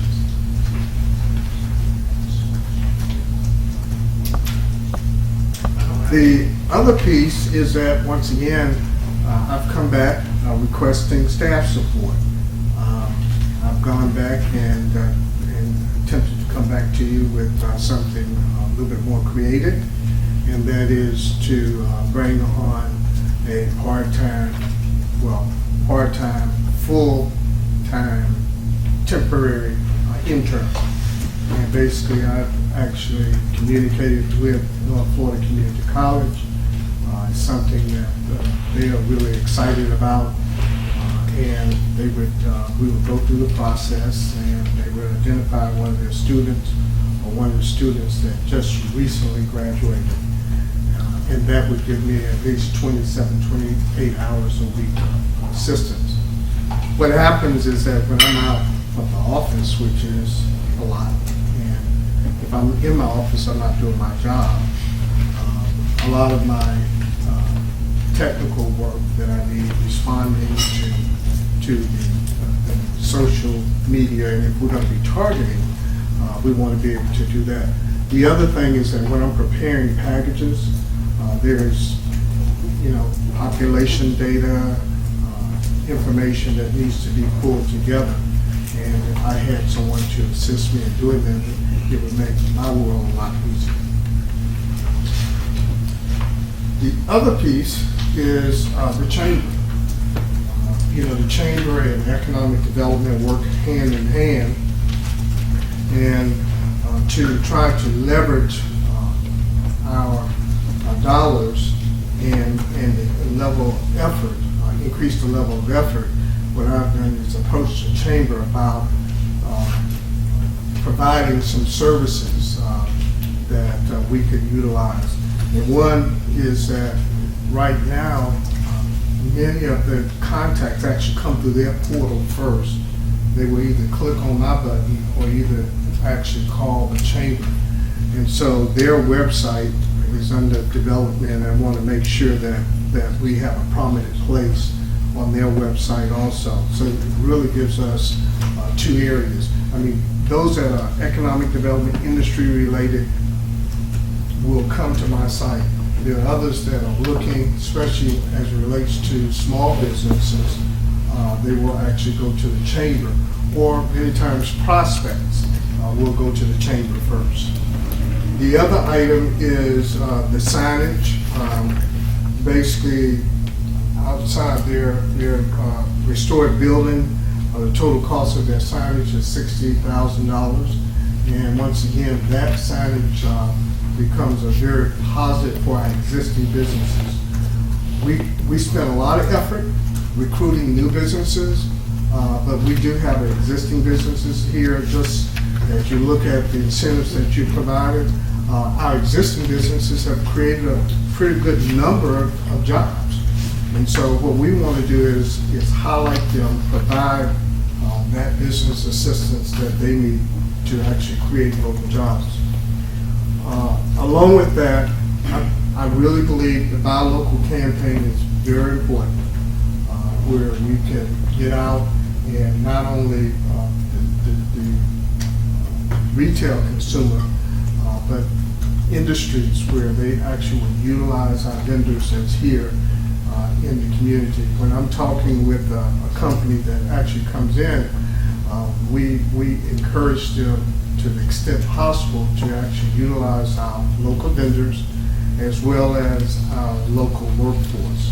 And so this enhances our local businesses. And it sends a message to our local businesses that you as the county commission not just are concerned about new businesses, but you're concerned about the other local businesses. And so that's the explanation for my budget. Thank you, Mr. Jackson. Are there any questions, any discussion, comments, or concerns?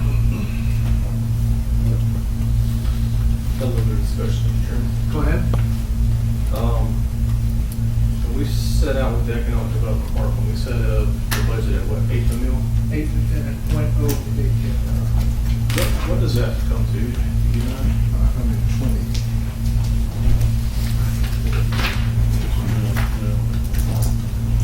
It's less than what we typically funded the Correct. budget. Correct. And I'm not suggesting we're to reduce the budget, but That's 1. yeah. 0.1 is what we give? No, Oh, but that's where we're at. 124, 124 at the 0.08. 124,000. We still get assistance from the city? Yes. For your salary? Yes. So that's on top of the 124? Yeah. Yeah, there's a little bit of revenue in this. That's what I thought. But, something that I was thinking on that helping us to increase some revenue here without really impacting the general fund was, maybe looking at that, 1% TDC that we put in. I think last year we moved it out of the Coliseum into It's just renovation. capital improvement. Renovation construction. I believe Just stays it's in the allowed. general fund now. I believe it's allowed to be used for economic development as far as funding the economic development. I thought maybe something to look into. It's something to look into. I want to say that the discussions we've had with TV is it had to go to, it was mainly, and it's been changed over the years, but it's mainly to go towards rebuilding, renovation and construction of existing things to bring heads to beds. Oh, no, I could be wrong on this, but I believe Madison County uses a portion of their TDC that goes into maybe their chamber or some of their economic development. Well, now that is the point, the 2%, we can, it has a very broad brush. We can use that other percent, which we're using to reimburse for the renovations that were done at the Coliseum, was moved into a fund. When we discussed that, we talked about using those funds initially to do the reconstruction of Exhibition 2, And then thereafter, we didn't have an appropriated fund for that .1, that 1 cent. Even if that 1% is not, I don't know if it's not post statute or not post the resolution that it's passed under, but what about an additional 1%? Well, this isn't a tax that really affects any of our locals, so to speak, and it is driven towards economic Increase development. the highest you can go, am I right, Jason? I believe under the, no, you can add Everything you the just three, said. see, there are two different pots of money. You got the renovation and construction, and then you have the other, which can be used for a broad spectrum of things. I believe that one you can go up a 3 on, but then the other one over here, you can also go up to 2, I think, for like 5. I think there's a maximum of 5. That sounds right. So we need to just distinguish here what we're talking about, because now there has been some discussion, and this will confuse the Jesus out, but there's been some discussion about ending or sunsetting the renovation and construction, and then moving, I shouldn't say moving, just increasing the other, so that there's no net effect to what the hoteliers and people who rent.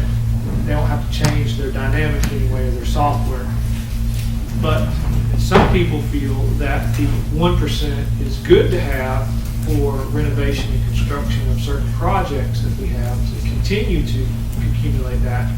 And there are some people that say we just need to increase the other, which would be 4%, a total of 4%. So 3 on one side and 1 on the other. Now that's a discussion that needs to be had. That is what's been talked about at the TD board level over there. And I don't know that it's necessarily what we want to get into. 50,000 in next year's budget the board gets off of that convention center statute percent. Well, there's some backflips that would have to occur in order to move that renovation and construction to it for a different purpose, is what I'm trying to say. But now, to add another element to it, there has been some discussion at the TD board level whereby they want to take some of the funds from the TD and move them over to the chamber to supplement or subsidize the chamber for services provided. I'm not sure that in Dr. Jackson's presentation, if those funds that he's requesting would be in addition to the funding of the TD board.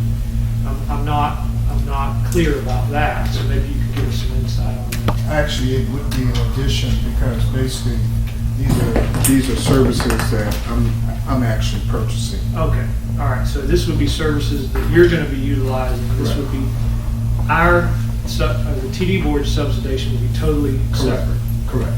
Understood. Hope that's clear as mud to you, Commissioner. Yeah, it is, but I would still like for us to start that conversation and start maybe moving down that path, to either increase it or to utilize it. I believe the heads, the beds, economic development, all of that's going to be tied hand in hand. I understand there's maybe conversation going on, but we need to be having the same conversation. But the policy infrastructure for the TD board needs to evolve from outside of the current agreement to an updated agreement. There also needs to be some vision statements and some. We need to incorporate. Because I'm not in favor of that until we get that house in order, because it's kind of out of order. I agree. We need to get council involved, and I know they already are, but we need to pursue that and get that cleaned up. Right. So, I know what you're saying, and I'm in agreement as long as the TD board can get their house. That's all I'm saying. Sorry to leave you guys. So, any other questions for Dr. Jackson or comments? I was gonna wait and discuss the labor thing tomorrow. I got a few more notes I wanna gather.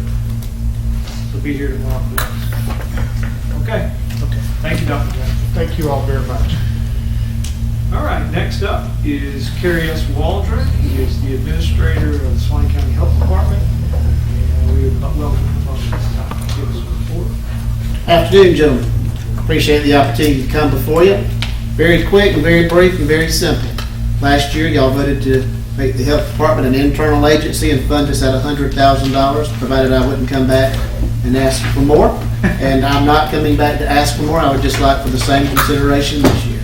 I thought it was that you wouldn't come back at all. You done messed up now. Well, I have some requirements at the state level where I have to come before y'all and make presentations from time to time. But we do appreciate y'all's support of the health department, and we're just asking for the same allocations. You had a 3% reduction in your request this year, is that correct? There's a negative 3% over what you requested last year, is that correct? No, sir, my request is for $100,000. No. I'm talking about your overall budget. It's all 3%, but it's, where was that at?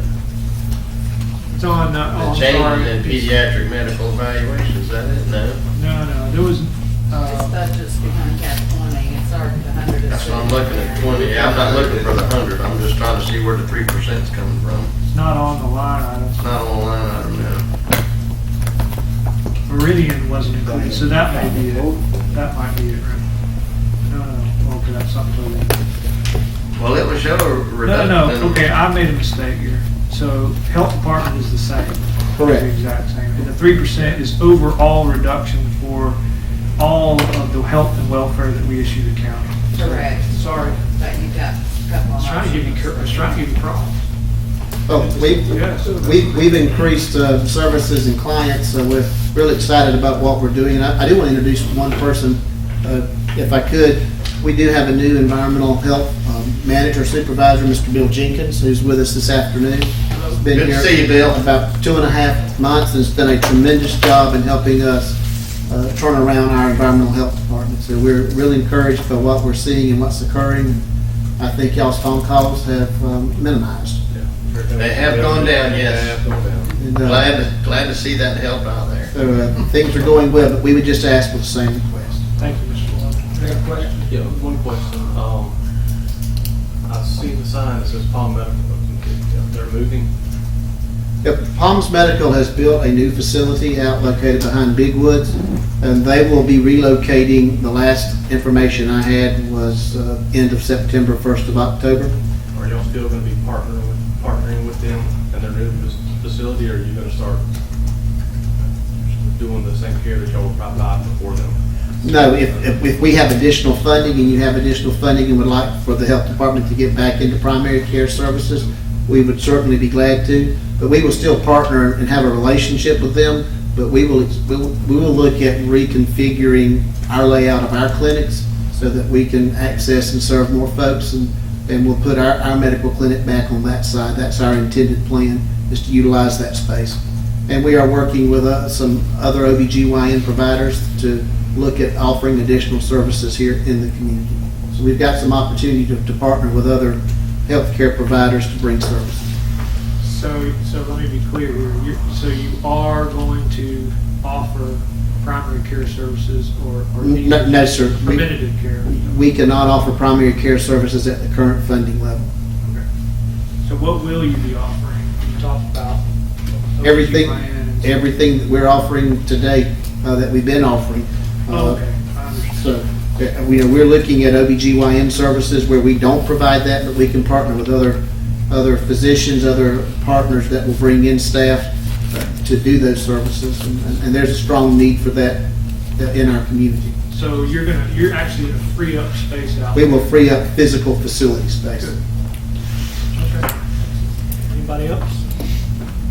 So when Palm Medical's moving out, I know they're building some houses around that. Those houses would be, where individual people live out there in that area. My understanding is I have some familiarity with the development. When I was here at the city, there was some discussions about building that area up. There will be, supposed to be an assisted living facility under construction out there, Palms medical facility, as well as residential homes that could be purchased, yes. So it's a mixed-use development. And I'm thinking there's some rezoning currently and annexation currently taking place that's going to allow for some commercial activity as well. Anything further? Thank you, Mr. White. Again, I appreciate your support of the health department. Thank you for what you do for Have us. a great day. All right, unless there's anything further, we can adjourn until tomorrow morning, or if you guys want to have some further discussion this afternoon, we can. Excuse me, I would like to point out also, After 37 years, our business manager retired back in May, and Miss Susie Cook, who has been with the health department for 20-plus years, is now our new business manager. So you'll be seeing some contracts and correspondence from her, but I want to let y'all have she's not a new face, but a fresh face in the business office. Thank you. Welcome. All right, Mr. Scott? Before you leave, I just feel like I need to share a few things with you. I've been doing this for 27, almost 28 years. Back years ago, we had a budget process that was not very much fun. When I received the budget at 3 o'clock one afternoon, I had to present the next day. And I found some words to say then that I won't share today. But this year's been very frustrating. My staff and I take budgeting very seriously. And through the process this year, it's been very frustrating. I won't throw nobody under the bus. Everybody's trying to do the best they can, I'm sure. But it's been, every time we get numbers when they're different, it's hard to prepare to present our numbers to you when that process.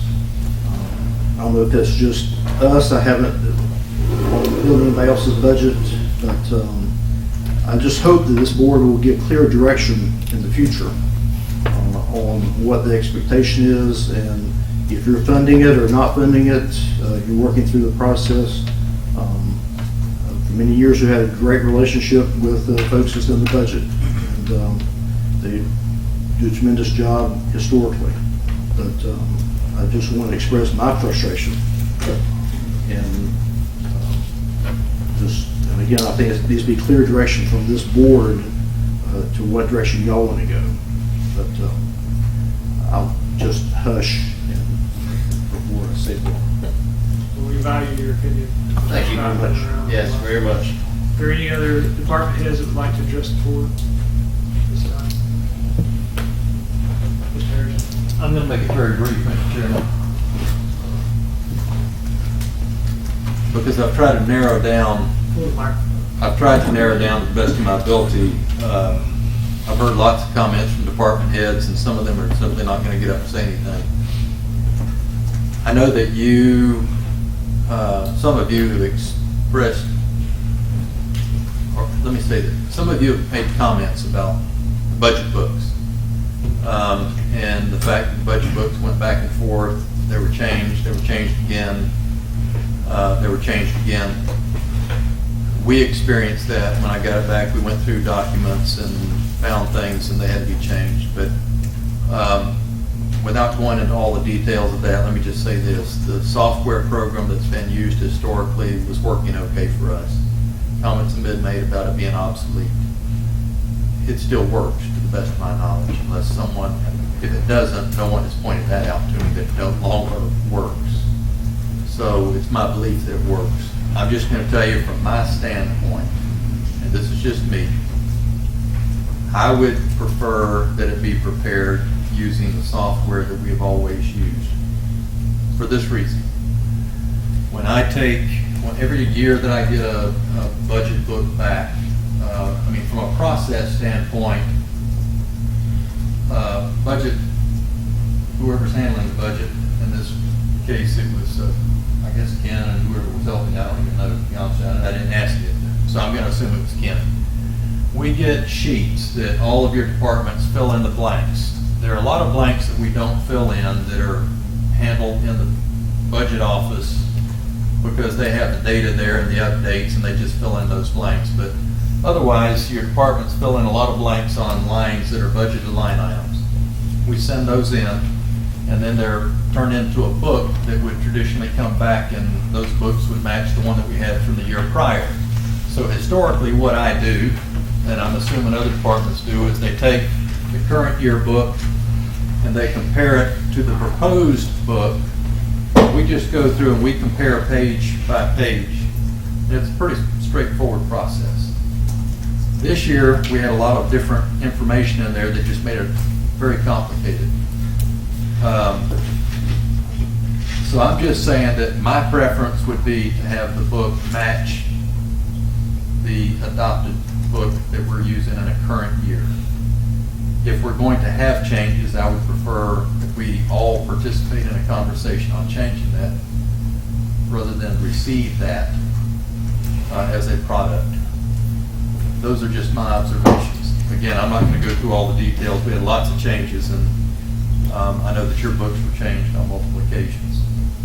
But I think that might be helpful. Thank you, Mr. Chair. I'm aware of the concerns about the budget. I apologize to the department heads and constitutionals that had issues. It's the board's responsibility to put this book together, and we've delegated that responsibility to the clerk. And so I hope you accept that apology. Having said that, I know that there have been some departmental changes going on with the budget officer's office, and we've tried to work with them to make change get through those changes. I feel like that cooperation has been civil, and we've worked through those differences as best we can. I think as Mr. Williams is your CPA, and your title is, I can't recall it at this time, but maybe you could speak to some of the issues that occurred up to this point with regard to the budget. You can come to the podium. Well, there were a lot of changes. The constitutional officers made the changes. We didn't get most of the data until about 25th of July. So there's really no way to get the books out before then. We also tried an electronic format this year, which we got a lot of positive feedback from it, where we provided worksheets, electronic worksheets for the department heads. So all they had to do was drop in their numbers. And some of them did it, some of them didn't. It was just a process. That's what we've been utilizing in our office to try to cut corners. We've cut a third of our staff by making these types of improvements. For whatever reason, this didn't work. So we apologize. But like if you say it didn't work, but it wasn't accepted. I won't say it didn't work because we're tracking all the numbers in Excel anyway.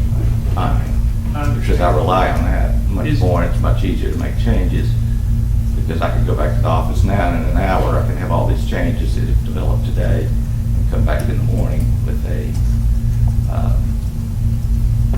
good list of what the contingency balances are. So there's lots of advantages to using that. I know it wasn't well received, and I apologize.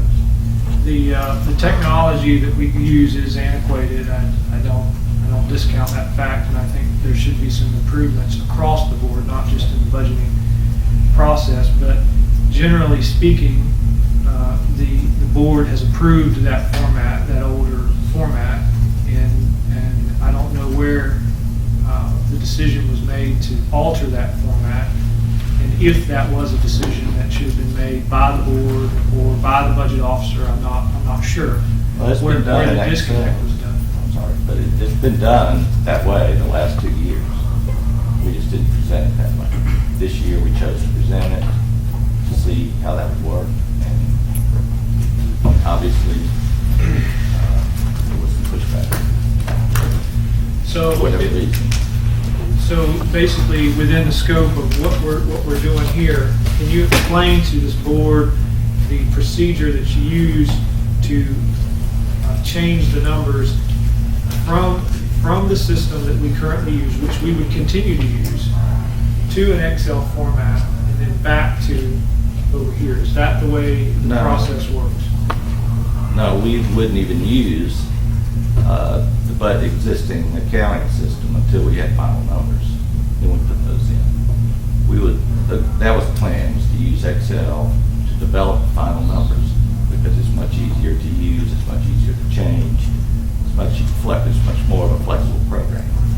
But within the scope of that, is there a danger in taking going from one program, taking the numbers, and then having to manually input them because they won't upload to the old software from Excel? Is there danger there?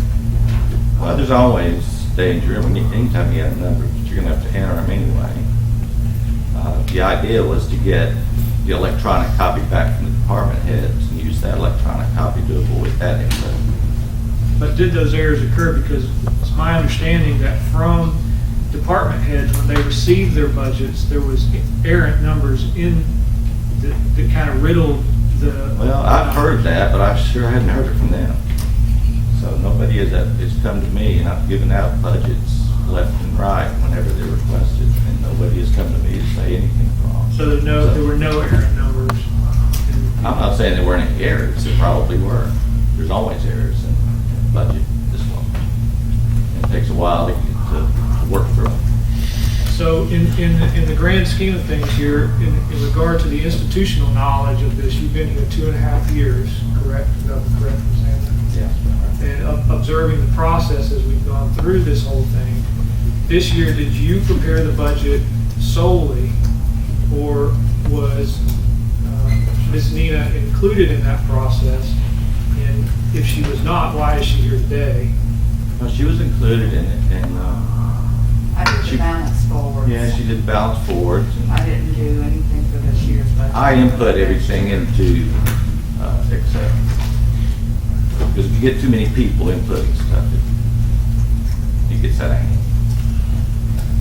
So moving forward, is she going to be involved in the budget process, or is she, after this date, is she going to go back to her duties and just doing finance? Or is she? I would prefer to be in the budget process. If we're going to scrap this Excel program, that's fine. She can jump right back into it. I don't know that. But I think we're we gonna need talk about- somebody who's kind of got backup experience in the budget, and that's what I've gained over the last few years. I don't have any problem turning it back over to her and let her take the lead on it. I'll help her however I can. Well, I think we need some more board discussion on it. I don't know that, I've been saying for the 4 years I've been here, we need to upgrade our software, but I don't think we just need to specifically upgrade just for the budget. It needs to be a total overhaul of that so that we can become more efficient in government. But I think there needs to be some discussion with the board prior to making that change. And then there also needs to be some further discussion. And if these board members are unclear and want to do their own research with the department heads to figure out the answers to the questions that have been presented here with regard to the difficulty in when they get the budget, because if you're saying you've heard none, Nobody's come to me. then what I have been receiving has been errant. It would be errant if you're saying to me that there have been no change, there were no discrepancies or anything like that expressed to you. There wasn't, but I can recall. All right, so, are there any other questions about the board? I don't have any questions at this time. Oh, neither. I'll go ahead and tell you, I don't know what the beef is with the new budget. I didn't have a problem with it. No, I mean, this is the crap we worked with for the past 4 years. This is 1980s. It was a breath of fresh air for me to see the new budget. Every year since I've been on the board the past 3 years, there have been multiple changes throughout the budget process. There have been errors before. I haven't got a budget. I haven't had a budget yet that hasn't gone back to finance in the past 3 years. Reworked and redone. So just wanted to say that. Thanks. Mr. Mayor. You know, our job is to get the numbers correct. Sometimes it takes longer to do that when we don't have the information.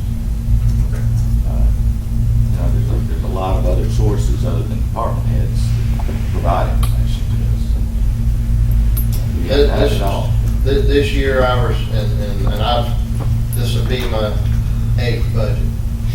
And this year, and I'm no expert at it, wouldn't claim to be, but this year I received more complaints from department heads in this one instance than I had the previous 7 years combined. It forced them to lose a lot of man hours and effort into going back and reevaluating. And the most important thing is that they lost confidence in what they had presented, what should have been presented to us. And going forward, they didn't feel comfortable with the mistakes that they had found and the things that had been omitted. If they're not confident in it, here's the thing about it, and I shared this in my email. Nobody's going to look at the clerk's office. Nobody's going to look at Ken. If there's any kind of problem with the budget, it's going to come back to the commission and the county administrator. That's ultimately who that issue is going to rest on. If they're not confident with the process, or they're confident with the final numbers, then there are issues with it, whether perceived or not. I can't fix it unless I know about it. I understand, and I'll give you that. Again, it goes back to whether it's true or not, perception or reality, and in this case, it's probably a lot of both. Again, ultimately, that level of confidence in what we agree on and vote to accept and have budget hearings, budget workshops, and then budget hearings to adopt it. Ultimately, the value or the credibility of that whole budget rests entirely on the shoulders of this commission and the county administrator. Everybody else fades off into the distance. And so, because if there's any issues or problems that come about as a result of it, I want us, I know that I want to feel confident in what I'm looking at. And yes, as Commissioner Gamble stated, the purpose of this workshop is for us to go through and look at these things and evaluate it and make adjustments. And we could do that on Excel as well. But if what we're looking at to begin with is flawed in such a way that it makes our decision-making process even more difficult at the onset, we have limited time to make those changes or adjustments or make those fixes before we get into that tentative and final budget hearing next month. I'm grateful and appreciative of the fact that we went back and looked and prepared and gave us this, the budget that I'm used to seeing. I'm not resistant to change. Every day is a change for me in my business, and it means growth and potentially more dollars in my pocket. So I'm open for change. I had thought, I didn't say nothing any sooner because I thought we would have a side-by-side. We could maybe possibly transition into it and look at it. I didn't see it last year, didn't know you did it last year. But anyway, that's all I've got, Mr. Chairman, and I don't have at this, I haven't lost confidence in the clerk's office or staff and what y'all are doing. I just think that if we're going to make a change, I think the board needs to make that decision. Thank you, Mr. Williams. I think Mr. Baker wanted to speak.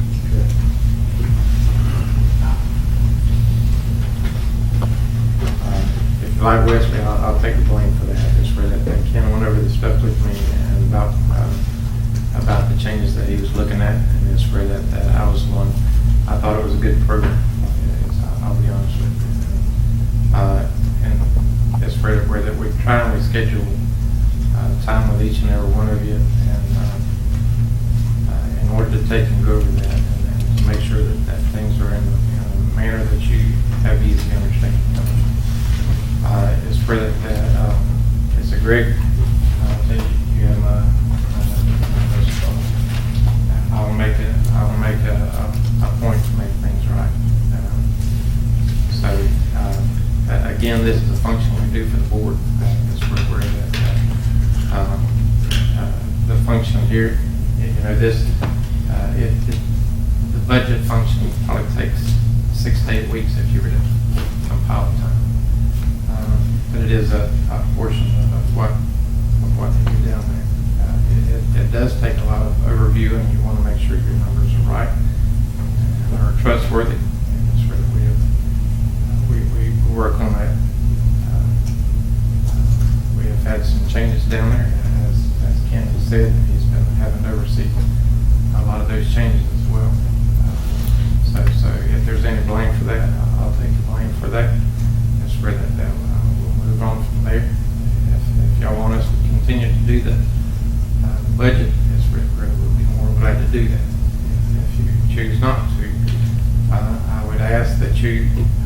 our funding intact, because like you were able to see, it cut our funding about 45,000, I think, as for that. It has a small portion of the job, but it's still, we have to have someone fulfill the other duties. So, I'm not looking for a change, but if that's what you're looking at, I have no recourse. Mr. Harrison. Just a very brief comment. I don't have a problem with change. I'm going to make a recommendation. I think if the board wants to see a different software program used, a different approach, that's fine. But I think that it's worth considering doing it at some other time of the year, rather than trying to where there's adequate time to sit and discuss it, evaluate any number of programs. Let the board participate in that conversation and staff participate in the conversation, and the budget office participate in the conversation.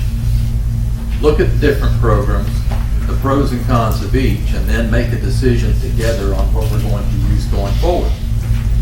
And let the decision be based on the merits of whatever that program happens to be.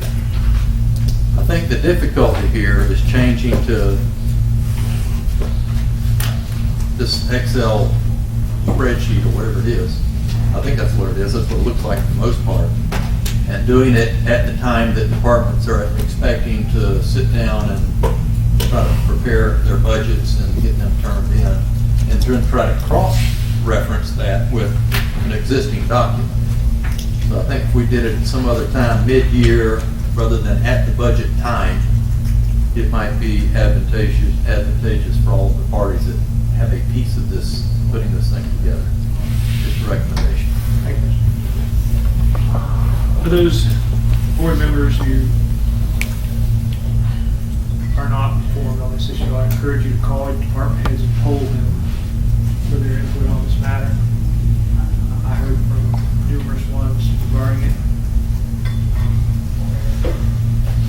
I think that it is our responsibility to choose the format of the budget. It's also our responsibility to make sure that we're being the most efficient as we can with the software that we're using. So I think there is some need for change with that. That should be a discussion that happens later. I know the school system recently made a transition into a program that they've had to work through some changes with, and they ran them side by side until they got them working. They may still be working out some differences. But it is no problem if you just receive a copy of the budget. But there is a problem when the people who have to work with it have problems. So I was sympathetic to that and requested that it be placed back into the original format so that those officers and those budget department heads could input it more easily for a more accurate budget. So that's all I have to say.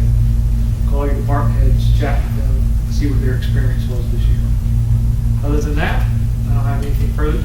Ms. Neal, you had a comment? I just wanted to say that it doesn't matter to me who does the budget, but to me it's double work to put it in both places until we get a new system like you said. I agree with all sides, but to key it in and then key it in again to me is double work, and I talked to Ken about it. I don't care who does it, but to me it's double work to do it twice. Even though one has a preference of Excel and one has a software system over here. It's still double work.